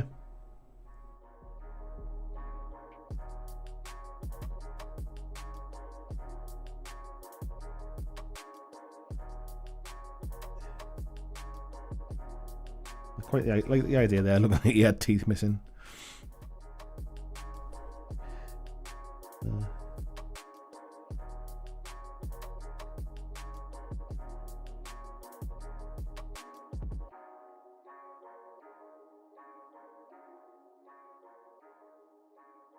Is he meant to have another eye or not?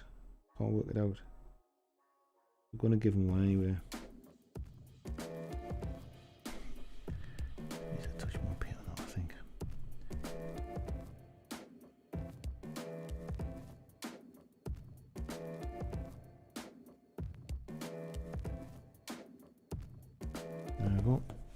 Right, I'm gonna have a drink of my pop. Excuse me.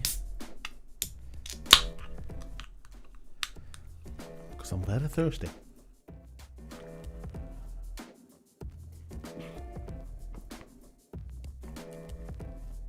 John says, since I got permanent hobby desk, I've bought so many paints, bought a cheap set of 4 scale 75s to test them out. I think I'm just going to stick to the GW stuff. I'm so used to to painting them, to painting with them. I'm just kind of used to it now. So I think I'm just going to stick with the GW stuff. So I've been looking online to see who's the cheapest, because when you're buying quite a few, it doesn't half mount up.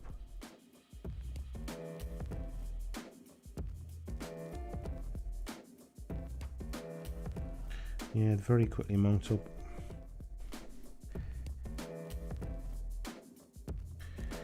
Do you know what, Kaylee? That lamp, I was just looking at that one on Amazon today. That Neat Fi. The only thing putting me off was the fact that the clamps to the desk, and the desk I've got is going to be up against the back of the wall, and I wanted to put it like be at the back, and I'll have to pull the desk away from the wall. Because I'm putting like a kitchen worktop on, so I've got a nice big desk. I'm just wondering whether where I sit, if I clamp it on the end, would it stretch across?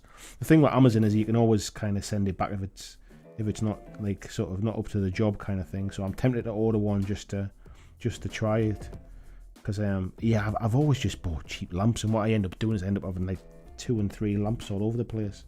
The reviews of that one were pretty good, to be fair. It's a little bit more than I've sort of spent in the past, but I think it's worthwhile.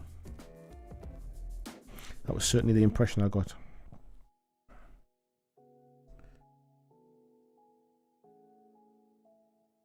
Because it's all right in here. I've got 2 lights facing me. I've got a light behind me. I've got 2 lights above me.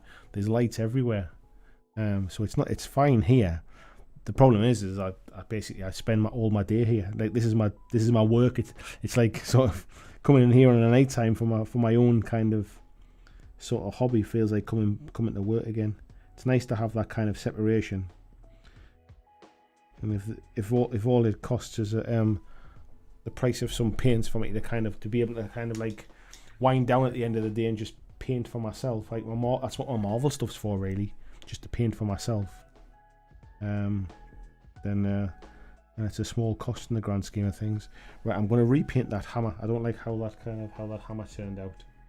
We're going to get that lead belcher back. Kitty, see that, and sit with the rest of the lights off in the room and still paint perfectly. Do you know what it is, Kitty? That might be enough to just kind of tip me over the edge. It's always nice to get somebody's somebody who's used one. Because I had read the brightness was pretty good. Because what I'd like to be able to do is kind of turn the main light off in the room. If my wife's watching TV or whatever, there'll obviously be some glow from the TV. Or if the little one's playing on a games console or something. And just be able to kind of just put my painting light on. That sounds like that might be right up my street. Thank you for the recommendation. Stu saying he's got 2 of those Need-Fi XL lamps. 2, bloody hell. Be lighting the house. John says if you're buying paints, I know a guy with a Goblin Gaming affiliate link. To be honest, mate, I think Goblin only do 10% off the paints. And there's places online do 20% off. And when you're buying about like 160 pots of paint or something like that, that 10% makes a big difference. So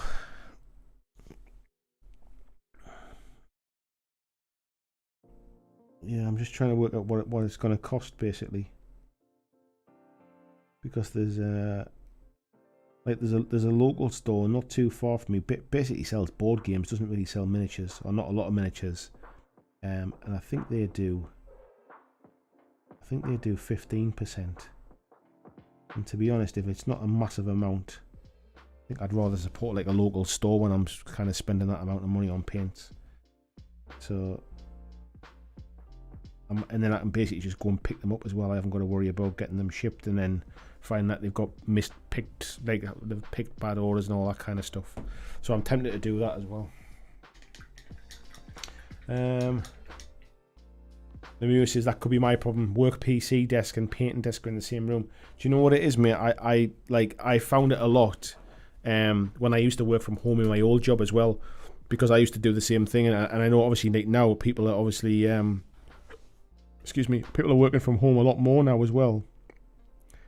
I think being able to separate gas from the pop. Being able to separate work and hobby, if you can, it makes a big difference. Just having that kind of distance. Otherwise, it can feel like you never switch off. Like you're sitting at your desk, kind of doing your hobby, and all you can see is all your work stuff. It's amazing that kind of psychological, having that like mental break from something. Like your hobby's meant to be a break from that kind of stuff. So yeah, that's why I'm doing it, and like just putting it down to kind of the cost of business, basically. Like if you know that's my hobby and that's my business really. I bought paints for when I've been hobbying in the past, and then I basically use them to do my job, like painting minis on streams and painting minis for videos and stuff like that. It's a cost of my business really. So I'm using my own personal stuff really. So that's all I'm doing is just replacing it and kind of keeping it in the house and having a separate space. BCC bought a 6,000 lumen rechargeable light, not for hobby, but thinking they can use it for hobby stuff. Yeah, Catherine bought those little magnifying goggle things for Mr. Smith. Work well, but it looks hilarious.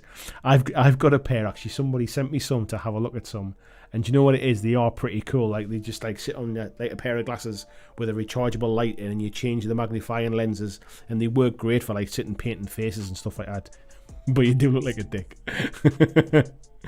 Andrew says now Andy is just stealing what I said. What did you say, mate? Oh, there it was. Sorry. Learn I have to divorce work and fun spaces, or else I feel I'm always doing work or having less fun. Yeah, exactly, mate. Honestly, I used to feel like that a lot. It was one of the things that kind of used to get me down a lot, like in my old job, was the fact that I wasn't enjoying my work, and I felt like I never escaped from it, from like working from home as well. So it felt like home stopped being a nice place, like to kind of come home to, because when I finished work, I was still in the same place.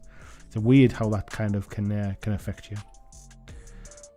Well, I don't think that's too bad, if I'm honest. I'm quite happy with how that's kind of coming together. Could probably do with some little bits kind of tidying up and that, but it's not bad. How we're doing for time? 10 o'clock.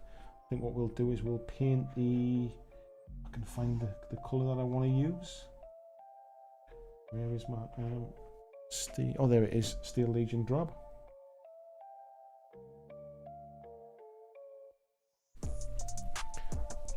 So this is what I'm using for the base. Is Steel Legion Drab, just thinned down, getting that base kind of sandy coat onto it. Just get a bit of a bigger brush. It would take 2 weeks to charge up. Cass says I want to press the ejection button on work and hobby, but who doesn't? Yeah, I mean, it's a weird one because I absolutely love what I do for my job now. I'm one of the most fortunate people in the world. I get to do something I absolutely love, like every day. Like I don't dread getting up for work. It's not. I don't get that kind of like Sunday, like, oh no, it's work in the morning kind of thing or anything like that.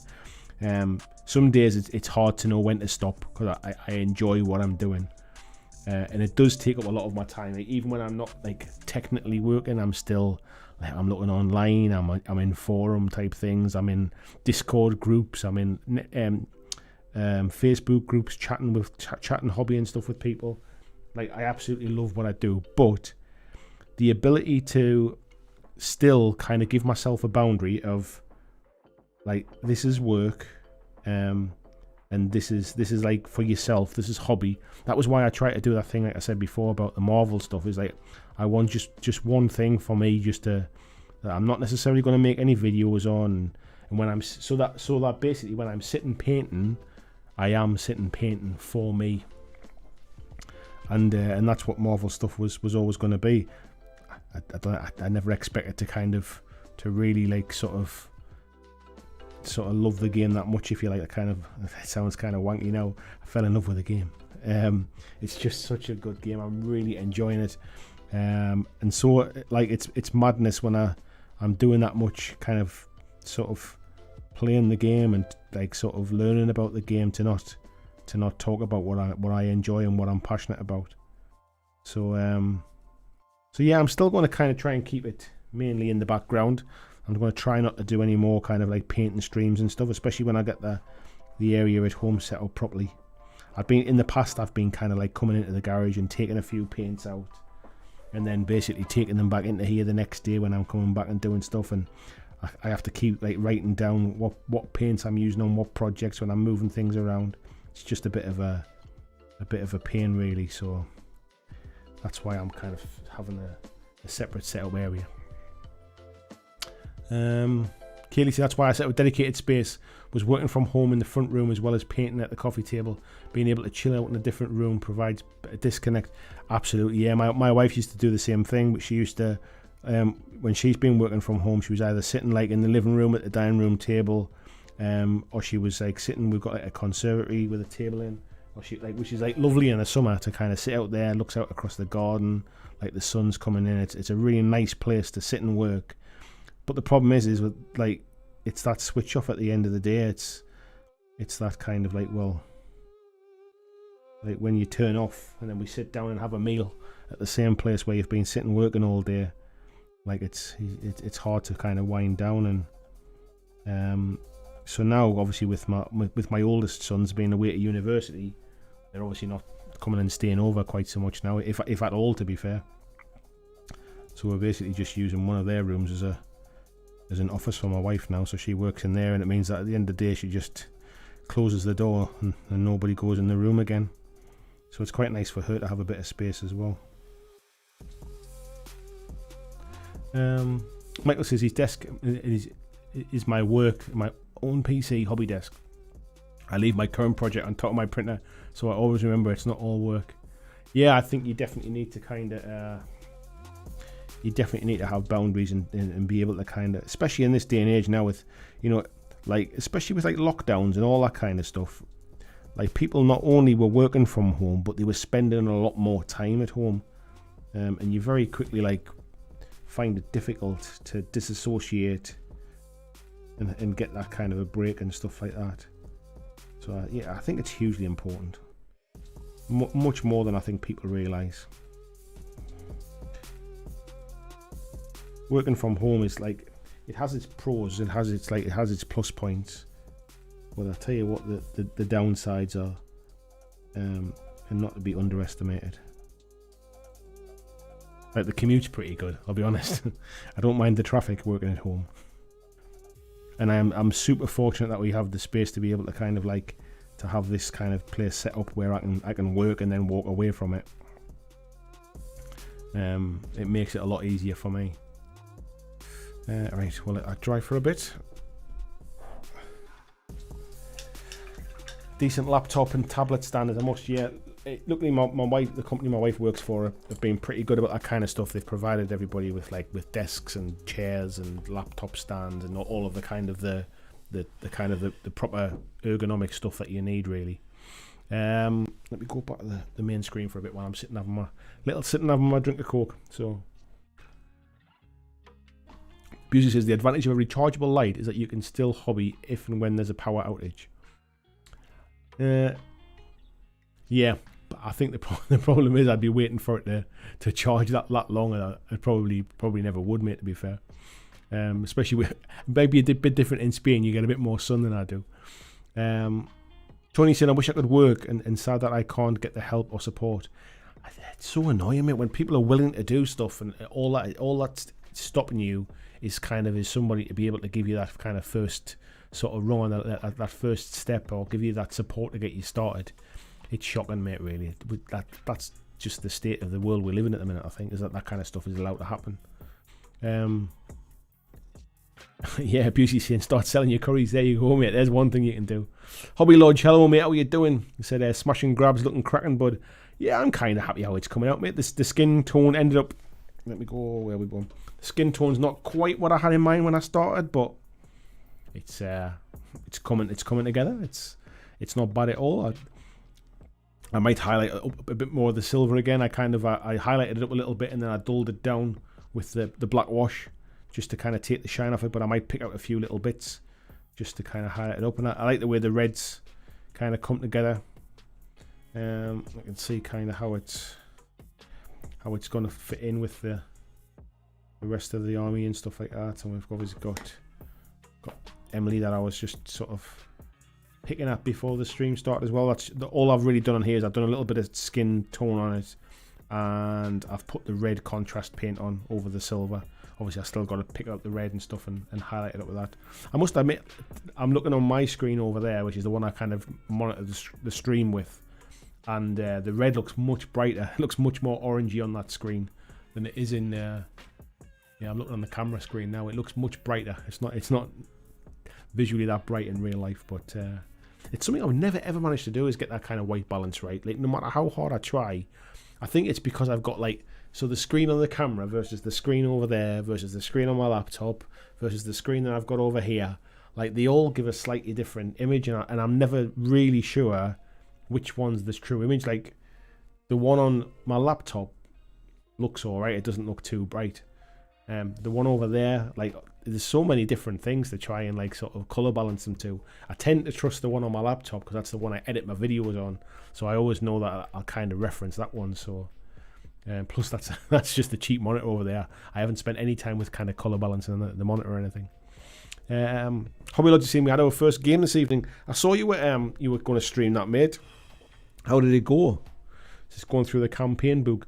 Did you just go through the kind of step by step, like the first campaign thing where you use like limited amount of models, and the first like missions like about moving, really, isn't it? There's hardly any fighting or anything. Did you just go through them? Kaylee says, there we go, posted in my nonsense in the Facebook group. Kaylee, I need to have a look at this in this case. I need to see what... here we go. Do you know what it is, though? You're a hell of a painter, mine, Kaylee, I'll be honest. Like, they look awesome. I'm sure they'll look great on the wedding cake. Is somebody getting married to their cat? Is that what's happening? Wow. They look great. Really, really cool. This is what happens now. You get sucked into. I get sucked into looking at emails now. No. That's my meeting invite for Friday. I'm recording another interview on Friday, so I'm looking forward to doing that as well. So this week's video, in theory, as long as I get it finished, getting it edited, is the how to paint the Union. So I gave you that. Let's have a little. Actually, do you know what it is?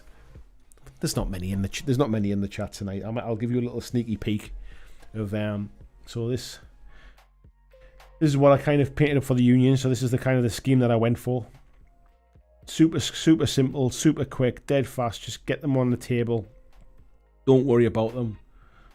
So that is Tesla himself, and then you got like the bikes and the little Tesla bots as well. So I've got a really kind of straightforward, simple painting tutorial that I've recorded. I'm just busy. I've got to do a bit of a voiceover for it, so I need to record that tomorrow and add that to it. So that should be, in theory, all going to plan. That'll be Friday's video. I'm then recording an interview on Friday afternoon, which you'll then see the week after. I'm probably going to do a kind of another how to paint kind of on these enlightened models as well. I've obviously not done all of them, so I'll kind of use one or two of them for the painting tutorial and then show them all off together, and then I kind of just kind of completes the box for that one as well. I was really fortunate. I got some a nice little kind of gift from TT Combat of some Carnivale stuff. So I've got a pile of stuff there to kind of look through and do some work on that. I've got, let me grab hold of this. I bought myself the Retribution terrain from War Cradle Scenics.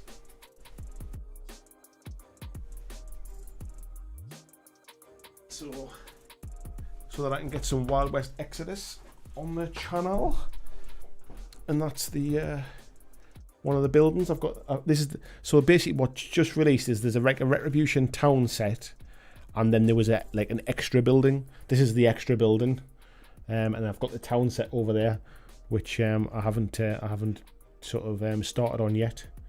But I must admit, this actually comes this color as well, so it comes on different colored MDF, and it means that you can technically you don't have to paint it. And to be honest, I don't think I will. I think I'm quite happy with just how they look like that.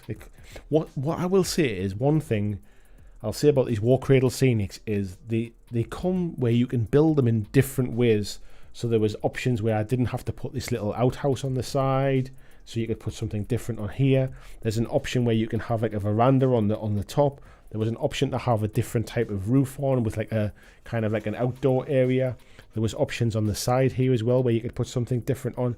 It doesn't tell you any of that on the website. And actually, if it told you that, you'd realise how much more flexible these buildings are, because they all come apart as well. Like there's even like a staircase inside. The roof comes off and stuff. He's just trying to do it. They're way kind of sort of like they look nice on the website.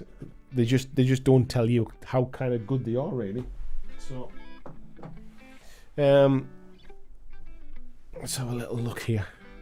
Tissy Brain Drain saying he's out now, still listening, just won't be able to type. No worries, mate, thank you very much. And Hobby Lodge is saying, yeah, he's uploading it now. Nice one, mate. Katie says cats are part of the family house, so they're not marrying the cats, and that's nice. Steampunk Lex Luthor, it has got that feel about it, hasn't it? Definitely. Deep Red saying, nicely done, thank you very much. Tissy Brain Drain saying, yeah, Tessa's nice, yeah, thanks for a great stream. Cheers, buddy, take care. Tony says, loving Nikolai. I'm still making my mind up on colour for the Union chaps. Yeah, I think Black Armour might look nice, mate. I think obviously like the red and the blue is very much just stereotypical, like 2-player starter set, one red team versus blue team kind of thing. But I'm kind of keeping like that because I think it'll just stand out on the when I come to do like the video stuff. Like it'll stand out, the red against the kind of the red and the blue against the desert bases, the desert background, if you like. I think it'll look pretty good.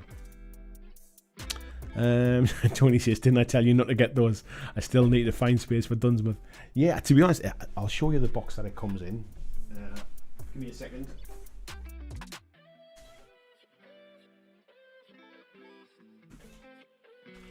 So what we've got, it basically comes in this huge big War Cradle box with the just a kind of piece of paper on the front. Let me pop this here. And it basically tells you what's in the set. I'll just try and I can just squeeze my knees around there, so you can kind of see there what's inside the set. There is basically there's like a theatre, there's like a house, there's like a building, there's a train station, there's like there's like some tracks, there's a windmill type thing, there's like crates and fences and all sorts of stuff in it. It's a really nice kit.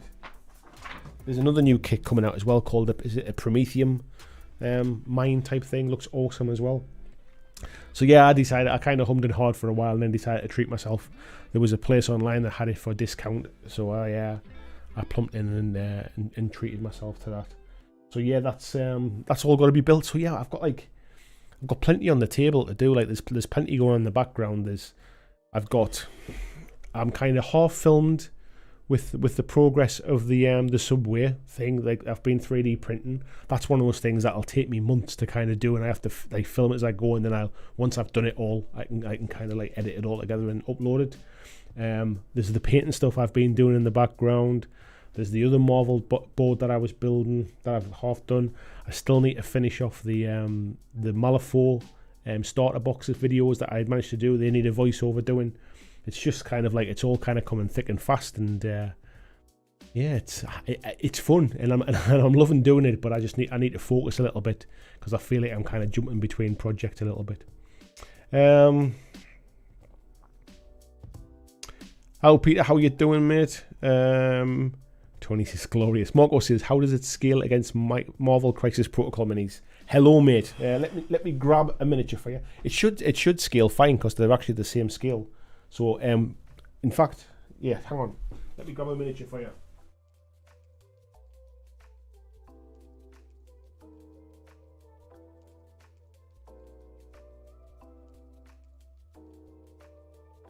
So, what I've got here then is, this is the first one I've just grabbed. I've got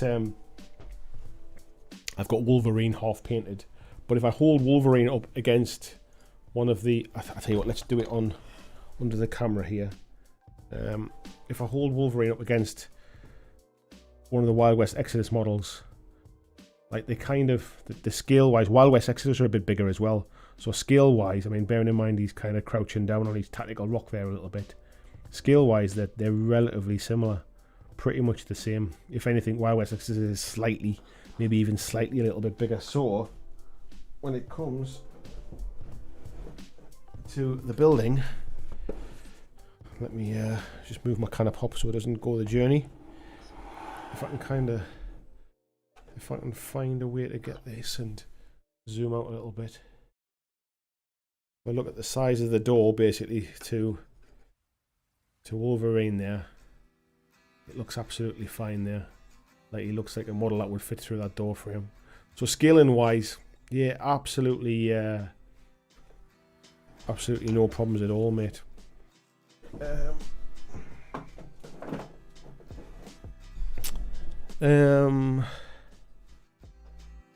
What's this one? Peter saying, I'm a bit torn really, made $500 trading crypto. Now I'm thinking how much I'm taking out. And I'm going to throw a dead zone. That's not a bad way to do it, mate, is it? Make it like that. Busey saying, how do you manage to keep all this stuff tidy? Do you box away, or is there loads of stuff all over the place? No, it's pretty much, it gets boxed away, most of it, mate. I've got like project boxes, so I'll tell you what's the best way to do this. No, I'm not moving cameras around. I've basically got like project boxes, so things like this.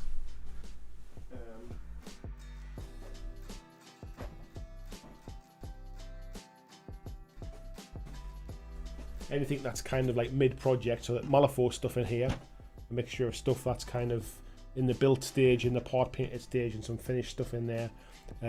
I've just got like a project box for like this for each different game and stuff like that. So just pop this down. So yeah, I tend to just I don't like to leave things like lying around, which is why I end up kind of half a project and stuff like that. But it's all kind of organized. I've got files. Like on my computer, I've got external hard drives that I store everything on, so that if anything, a computer crashes or anything, I don't lose all my stuff. It's just about trying to be kind of organising things, really. And when I was going through the health scare stuff recently, my head was all over the place, and I couldn't focus on anything. I wasn't getting anything finished. I didn't have the kind of motivation to start stuff. I wasn't in a good place, really, and I've ended up with like lots of like half projects and half things filmed and stuff like that. And now, thankfully, everything's fine. I'm starting to kind of get my I'm starting to get kind of like back like my head's back in the game now. I'm loving what I'm doing, but I'm kind of like, there's lots of things that are part finished that I need to get back to and finish. But in the meantime, I'm trying to do other stuff to get content out. So obviously Monday nights I can write off a day at least to get like Monday nights, like the prep for Monday just gone. Like I was kind of like, it was probably a good like 10 hours of work to get prepped for Monday night's live stream. Like obviously, hopefully you can see from the presentation of how I kind of do those videos, I put a bit of effort into them and stuff like that. And I obviously have to make sure what I'm talking about is right. If I'm talking about rules and things, I have to make sure they're right. So I can write off a day of the week just doing like a Monday night live stream. When it comes to like a Wednesday night painting stream, I have to like kind of like, even just doing the thumbnail, like doing a thumbnail can take me like an hour and a half, 2 hours to kind of, because I kind of put effort into doing them as well. So by the time I get up and I do the thumbnail and I set up the live stream and I get the paints kind of sorted for what I'm going to be doing, you can kind of almost write off like at least half to 2/3 of a Wednesday doing that kind of stuff. So it kind of breaks the week up. I'm busy I was finishing on Tuesday. I finished painting the Union models, and then today I've got set up for tonight, and then started to edit the files ready for that one. Tomorrow I'll be editing the rest of the files and doing the last kind of shots. Thursday I'm doing the interview at lunchtime. So then, Friday I'm doing the interview at lunchtime.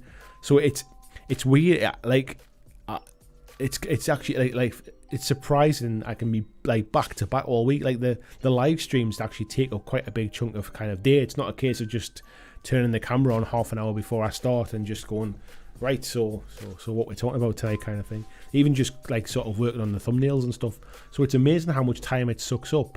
And people like kind of Ash Barker and stuff like that, who are putting out like 5 and 6 videos a week, I can only assume either A, he's got some help with it, because I don't know where he gets the time to edit the videos and all that kind of stuff as well, and paint all of these models and everything else, or he's got a really kind of slick process of like, he spends a day filming like kind of 5 bat reps or something like that. I obviously just haven't found a slicker way to kind of to push out more content. I think I like to put more effort into it. I like to do the research. I don't like to talk about stuff a bit half-arsed, and it unfortunately just takes up time really.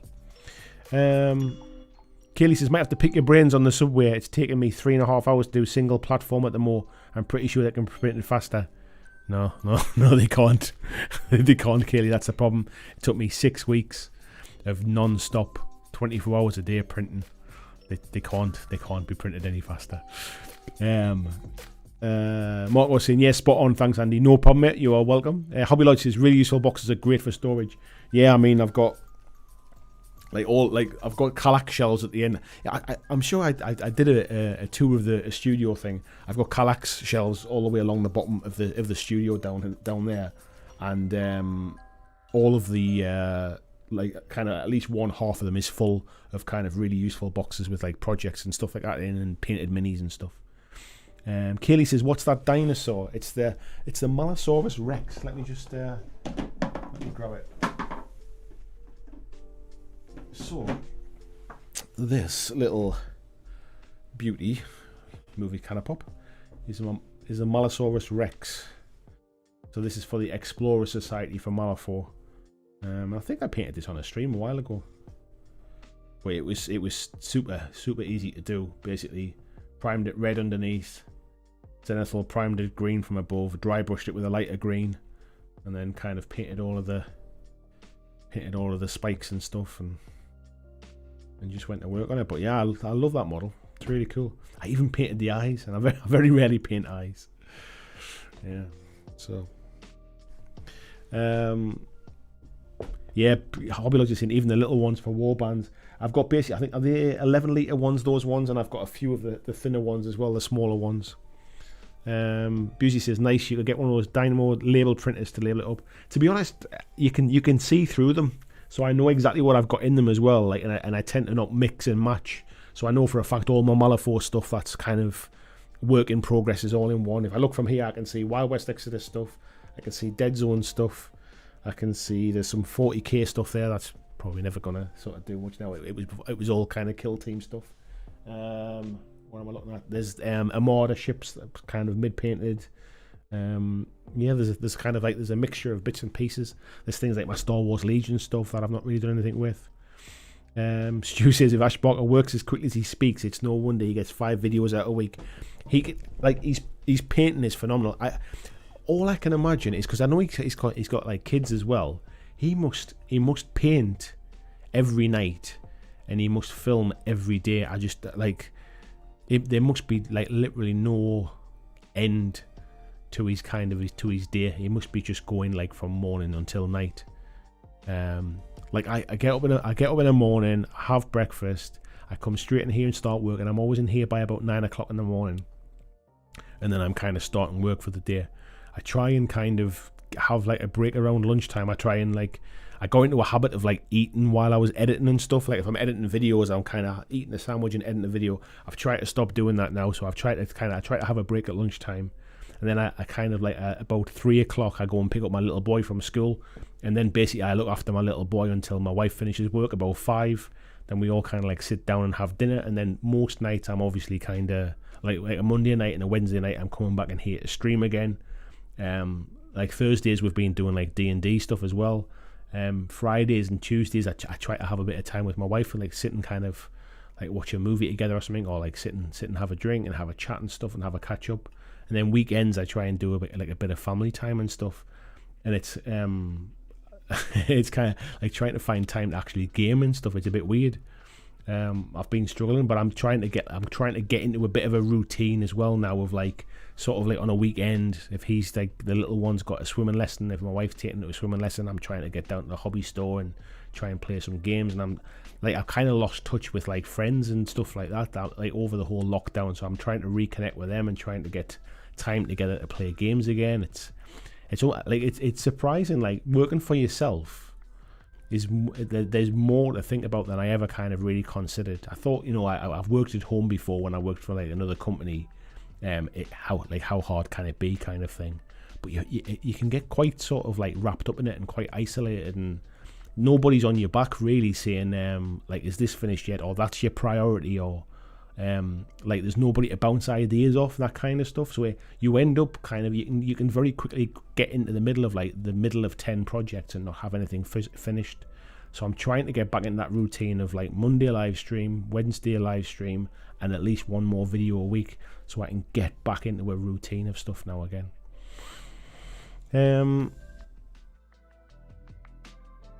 Kaylee says XGW staffer, isn't he? That's a lot of speed painting experience. Yeah, I mean he's painting is like unbelievably fast. He's a really, really quick painter. But like editing videos is not a fast thing. So unless he has somebody helping him edit the videos, he must be just constantly, or maybe he puts less care, and I mean this in the nicest possible way. Maybe he just cares less about the end result than I do. I end up like wanting to put all sorts of bits of like if anybody saw the Mantic videos for their Dead Zone campaign, like I made those videos for them. The guys came up to my studio, they filmed for a day, and then basically I spent a full week editing all of those videos back down again. But then things like sort of going through the rule book, going through a digital version of the rule book and cropping out the stats for when they're talking about something and putting them into the video and overlaying them in and kind of shading out the bits so that you only focus on that particular stat and kind of making them look nice. I'm a bit more of a perfectionist, I suppose. So it takes a long time. And I wonder whether his videos are just like, has he just got to a routine of just presses record, presses stop when he wants to film that little bit, and then there's no edit, and he literally just chunks them all together and just uploads them, and then that's it done. I do wonder. Hobby Lodge says, if I remember rightly, when he first started, he did ensure he had a good reserve of videos so he had content to push while working on new ones. Yeah, that's something I've never really managed to kind of do, really. I've never managed to kind of get ahead of myself. The best I've had really is recently with these kind of interview videos where I had I've been ahead of myself, so I've always kind of had like the Friday interview video like uploaded by like the Wednesday or something like that, so it's been there in the bank a little bit. Like, I've got nothing for this week yet because I need to finish editing this painting video tomorrow to get it up for Friday, and then I'm recording the video on Friday, which will be edited for next week. But then next week I need to be making something else to record it. So yeah, I think if you're doing like battle reports, I think Hobby Lodge is just saying like, yeah, you do multiple bat reps in a day. You definitely can, like, if you play like 2 or 3 games and film them all and then sort of edit them later, you can certainly do that. So you get like a day's filming, which gives you like, say, maybe 3 videos or something like that. But when I'm not like filming battle reports, like a battle report will take 2 hours to play, for example, and then it'll take quite a while to edit and then upload it and stuff. But when you're doing painting stuff, like, it's not 2 hours to paint a model, and it's not 2 hours to kind of review like, if I'm reviewing like a game or something, I have to take the time to read the rules, and I have to take the time to put the models together and actually play the game to understand it.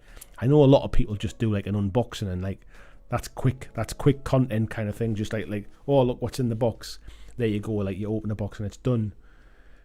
But yeah, it's surprising how much work you have to, like, you kind of like, you go in the background. I've got like massive admiration for anybody that does kind of like sort of content on YouTube and stuff, because and Twitch obviously, and the kind of like doing blogs and that kind of stuff. I don't think people really realize the amount of work that goes into it, and you're certainly not like, you're not compensated really for it in the grand scheme of things. Like not to any level where it's like you're never going to get rich from it type thing. People do it for the passion really, and for the enjoyment. So yeah, I've got massive respect for anybody that does that. Peter says, are the GCPS and the Dead Zone starter any good on their own, or do you really need the heavy weapons to have them playable? It depends what you want to play, mate. Like, I think they're playable, but then maybe I'm not the most competitive gamer in the world, so you certainly can play them, yeah.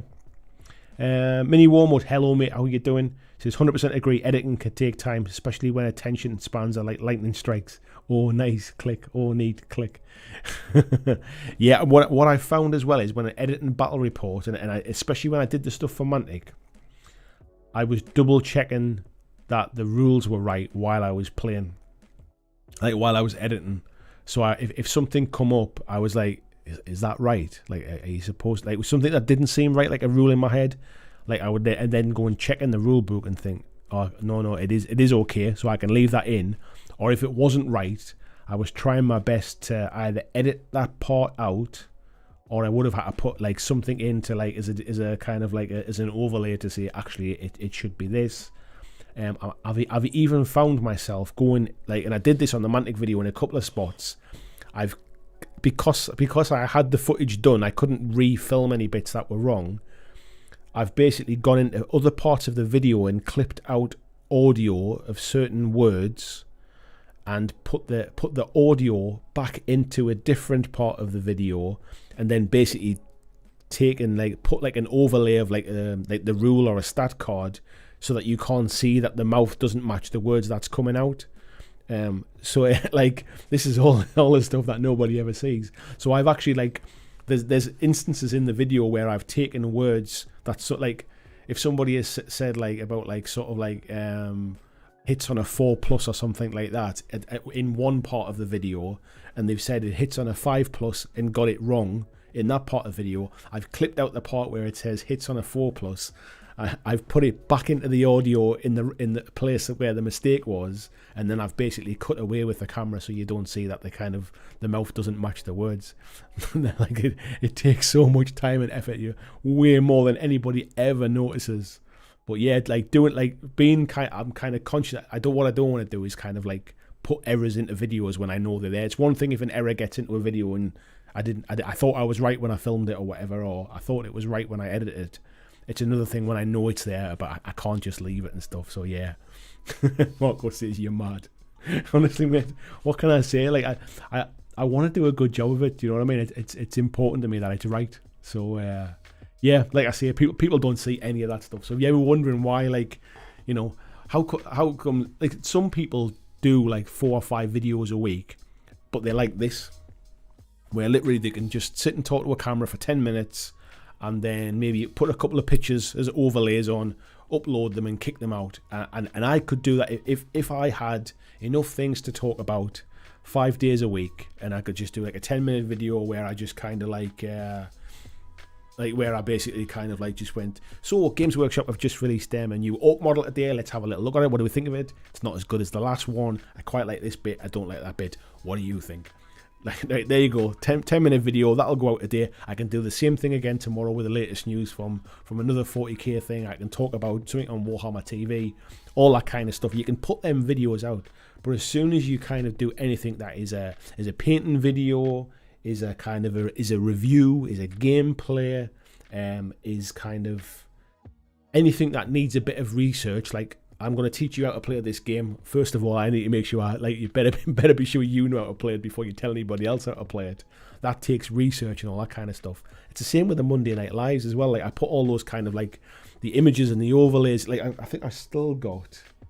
Let's have a look if I still got it on here. I think it's on... I've still got, like, the Marvel overlay thing. Like, even creating that, like, Marvel overlay, like, it took time for Monday night. I had to create that. And then basically... The way I did it is all of the images that you see kind of coming through there were on my laptop on a PowerPoint, so that basically the overlay stays where it is and I can just kind of cycle through the images and stuff. So it's all that stuff. Ty PB says soundstage dub in the correct audio. I like that. Honestly, mate, it was like if I record something myself. And I find a mistake in the edit, I'll go back and I'll re-record it. Like I'll kind of record it again. But it was interesting doing the Mantic stuff because the guys were here for a day. We had the cameras running. We recorded everything, and then they left. Then they were gone. And basically, I had what I had. That's the footage. That's the kind of story I have to work with. If you like, that's the film. Now make it into kind of like make it into videos people can watch, kind of thing. Yeah, so it was a good experience. It was something quite interesting to actually do. Marco says your attention to details is admirable. Nicely done, buddy. Oh, this is then they release FAQ next week and invalidate it all. Yeah, you're not wrong, mate. Hobby Lodge says, yeah, my stuff is casual. I couldn't spend the time, but then I think that it's reflected in the audience is attracted.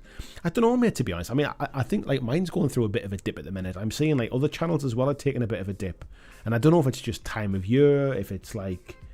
If it's my content's just not good anymore, kind of thing. Like when you work on your own and stuff like that, it's one like I think when it was just a hobby, I don't think I cared as much what people thought, if I'm perfectly honest. Now these days, I guess I care because like I care what people think because actually if nobody likes it, then I haven't got a job anymore, kind of thing. So there's a weird kind of double-edged sword to it these days. Hobby Lodge says, yeah, your content comes across as very professional, which should, given it's now your profession. Yeah, I guess that there's an element of that as well. I do kind of feel that if I'm not improving all the time, if I'm not trying to kind of stretch myself, if I'm not trying to make things better, then I'm really not really kind of giving it the effort it deserves, really. Andrew sound like 6 minutes back. Busey says, I can see what you're saying. Even in my line of work, I can spend half the day moving furniture, covering everything up, just getting ready even to paint the room.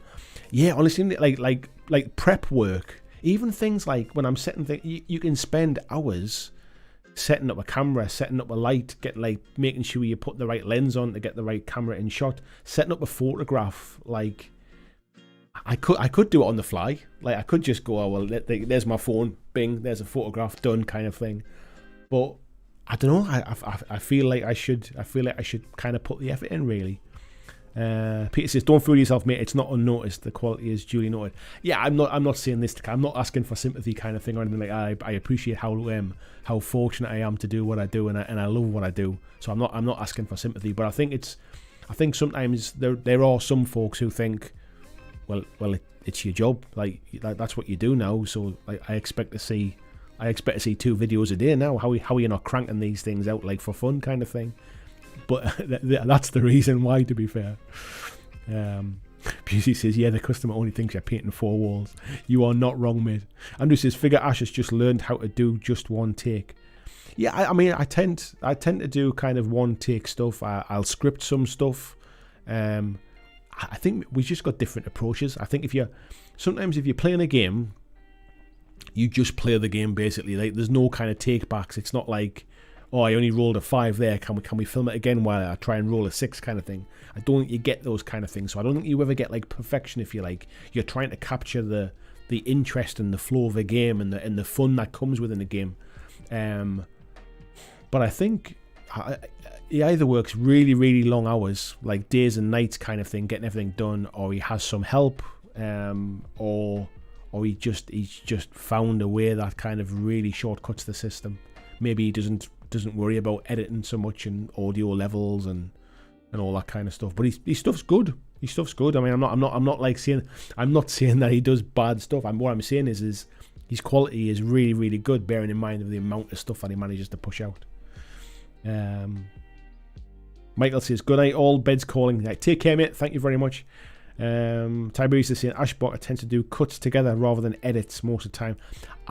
I think there's an element of that. I think there is an element of he has kind of learned to do basically like press record. Okay, so like, we're going to roll that dice. We got a 6. Right, okay, such and such goes off. And then he'll press stop. And then they'll basically talk about what's going to happen next. And they'll get ready to play the next part of the game. And then he'll press record. And I almost feel like if I watch his videos with a critical kind of head on as opposed to just enjoying the content, I think I can see that he's not really editing. He's almost just... He's jump cutting between the record and stop and record and stop and record and stop, and he's almost editing as he's recording, kind of thing. Which I think is a clever way to do it. I'm not a huge fan of that kind of like wobbly kind of hand cam thing. I get a little bit dizzy when I'm watching them, so I tend not. I wouldn't make them like that myself because I don't necessarily enjoy watching them myself that way. But I know lots of other people do. Lots of other people prefer that, so it's all a personal choice thing. But I tend to want to just set the camera up, let it roll, enjoy the game, try and kind of show the fact that I'm having fun while I'm playing the game, kind of thing. Let that try and come across on camera, the fact that I'm enjoying what I'm doing, and then I've got a job on my hands, editing everything and kind of cutting it down a little bit. But yeah, it's all interesting stuff. How are we doing? I'm sure we can do a tiny bit more, can't we? Let me just... So, what we've got... This is... let's get this camera down again a little bit more. Oops, other direction. Right, so we've got that drying a little bit now. So the next bit is we're going to... That was with Steel Legion Drab. We're now going to get a little bit of Zandri Dust and just dry brush that on.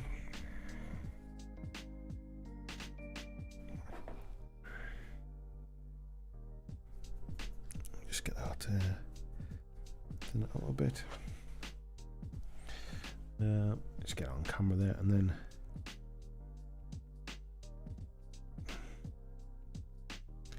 just kind of drag that across the top of the... I think I might need to put a bit more on there, actually. I think I took too much off.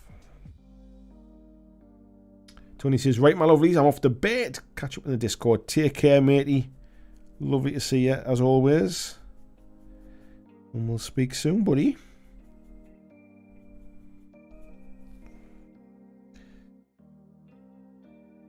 I'm just dry brushing that, just starting to pick up some of the high spots.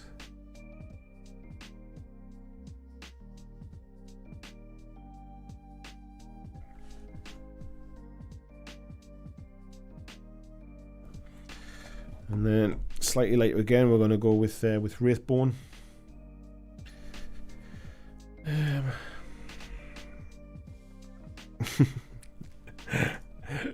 Peter says, just doing Xandri Dust on the trousers of my Forge Fathers. Painting buddies, high five. Xandri Dust twins.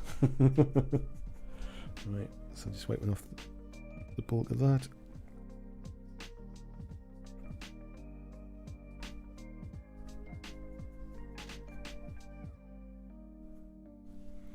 So just coming in with a little bit lighter.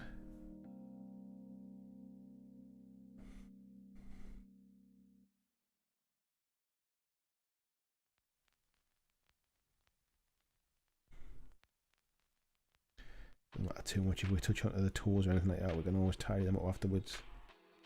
It's a little bit lighter there.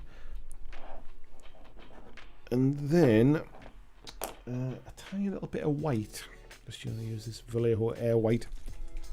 Just really just to kind of tidy up the edge of it.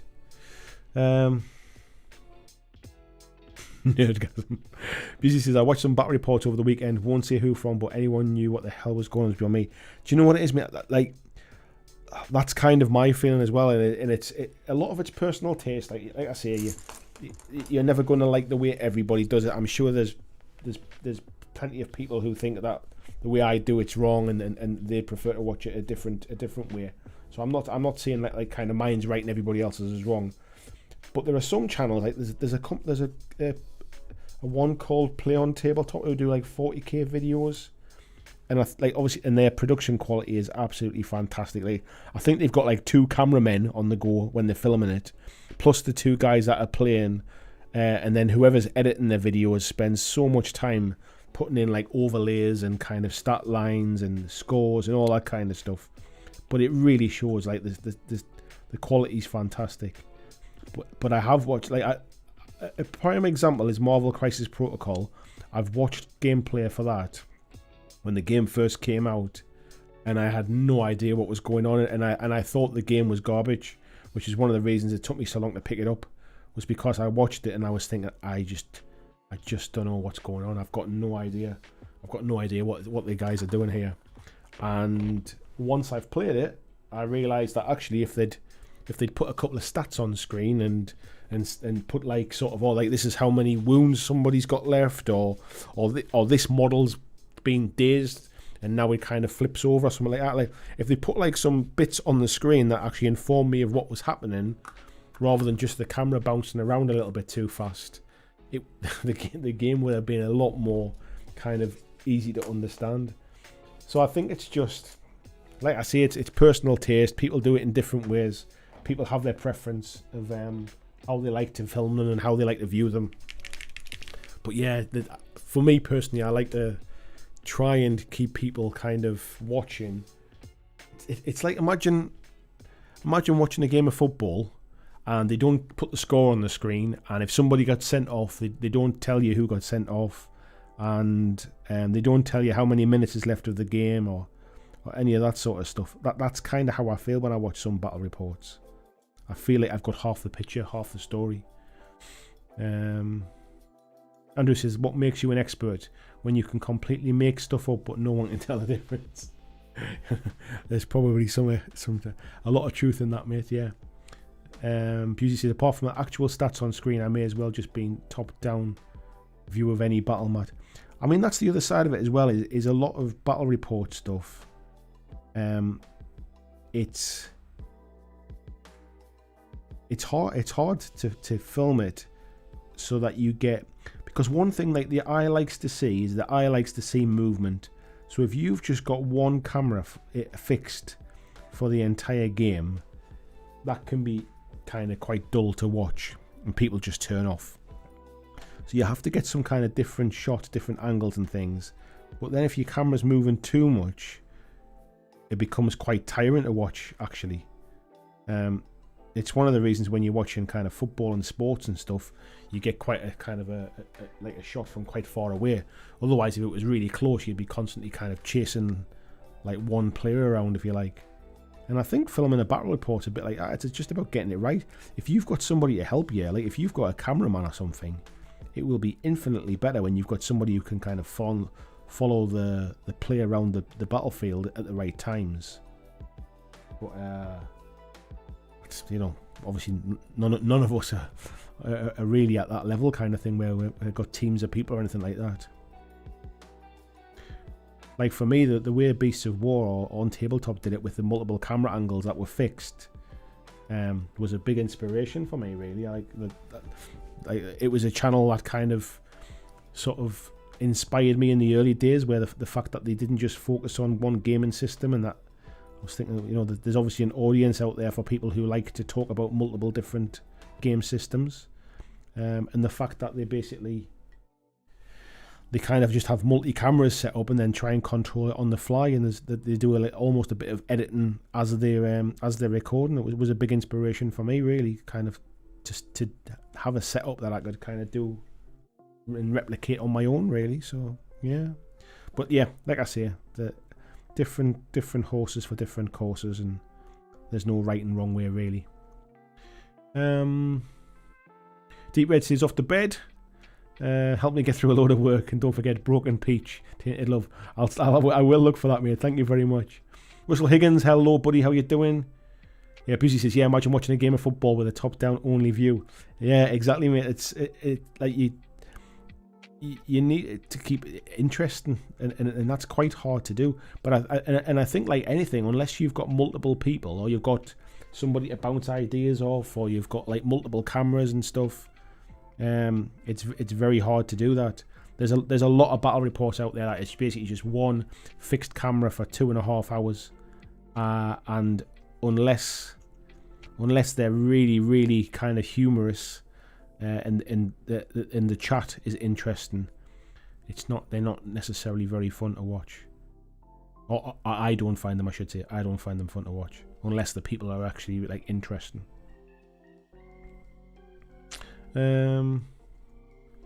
Peter says, yeah, the on tabletop camera setup's really good. Yeah,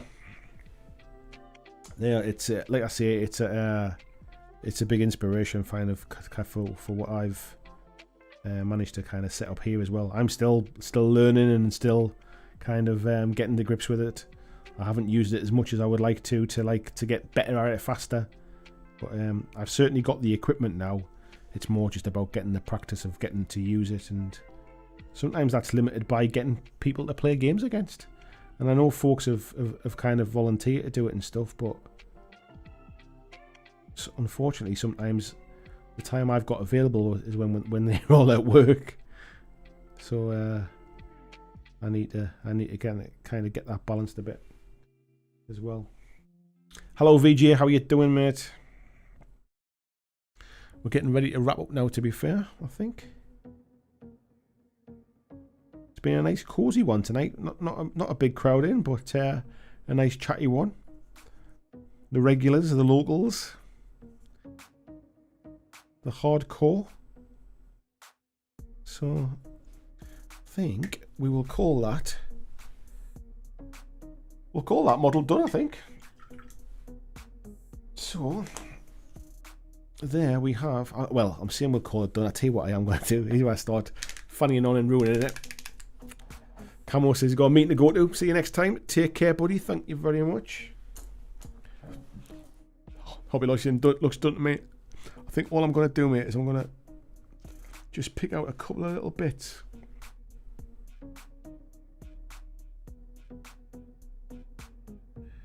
Of the silver there. Just to give it a little bit of focus on the front here. I think when I put the wash over it just kind of dulled down a little bit more than I wanted.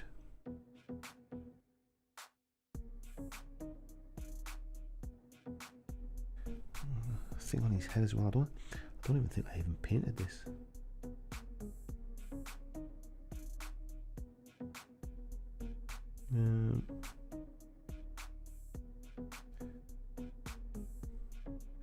There we go, I think.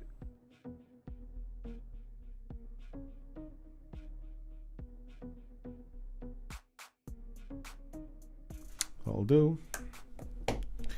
That'll do. I think is that 2 weeks in a row that I've managed to actually paint what I set out to do. Regis says, yeah, I figured, just thought I'd swing back in. I'm home. Nice one, mate. Nice to see you, boy. Pete says, I like it. Has a feel of a cyborg from the Stallone Judge Dredd. I know what you mean, mate. Actually, now you mention it, I get that vibe from it as well. Yeah. Happy enough with that. Hobby Lodge says, little glint in places. Yeah, it was just to give it a little bit of something, mate. Just to kind of pick out a little bit on the front. Peter says, just got back to the screen. That's looking very nice, mate. Thank you very much, mate. Yeah, I think I'm going to call that one done, mate, I think. If kind of just looking at the bases, it's kind of matches up with the bases from my other ones, all right. So that'll make them all look cohesive on the table. So yeah, we'll call that one done, folks. So, thank you very much for joining me this evening. It's been very nice to spend the night with you all. He says, not trying to sound too creepy. Yeah, I've got my editing to do, so hopefully there'll be the video on Friday. If you haven't seen the video I did last week with Lewis from TT Combat, please do check it out. Sorry, if you haven't seen this week's Marvel, how to play, or sort of should you play a Marvel Crisis Protocol, please check it out as well. I really do appreciate it. And I will see you next Monday. Have an awesome week, folks. Have an awesome weekend. No doubt I'll chat to some of you in the Discord and stuff. But I'll see the rest of you on Monday. So take care and have a good time. Thanks for watching my video. I hope that you really enjoyed it. And if you did, why not consider clicking on the suggested video below to see more of the work that I've done. If you'd like to support the long-term sustainability of this channel, why not consider checking out my Patreon, where you can pledge and support from as little as $2 a month. And there is lots of different tiers and bonuses, which will give you access to a private Discord server. It will give you free t-shirts, free mugs, a podcast every month, and a number of other things, including getting your name at the end of every video, like these awesome folks who already support me now.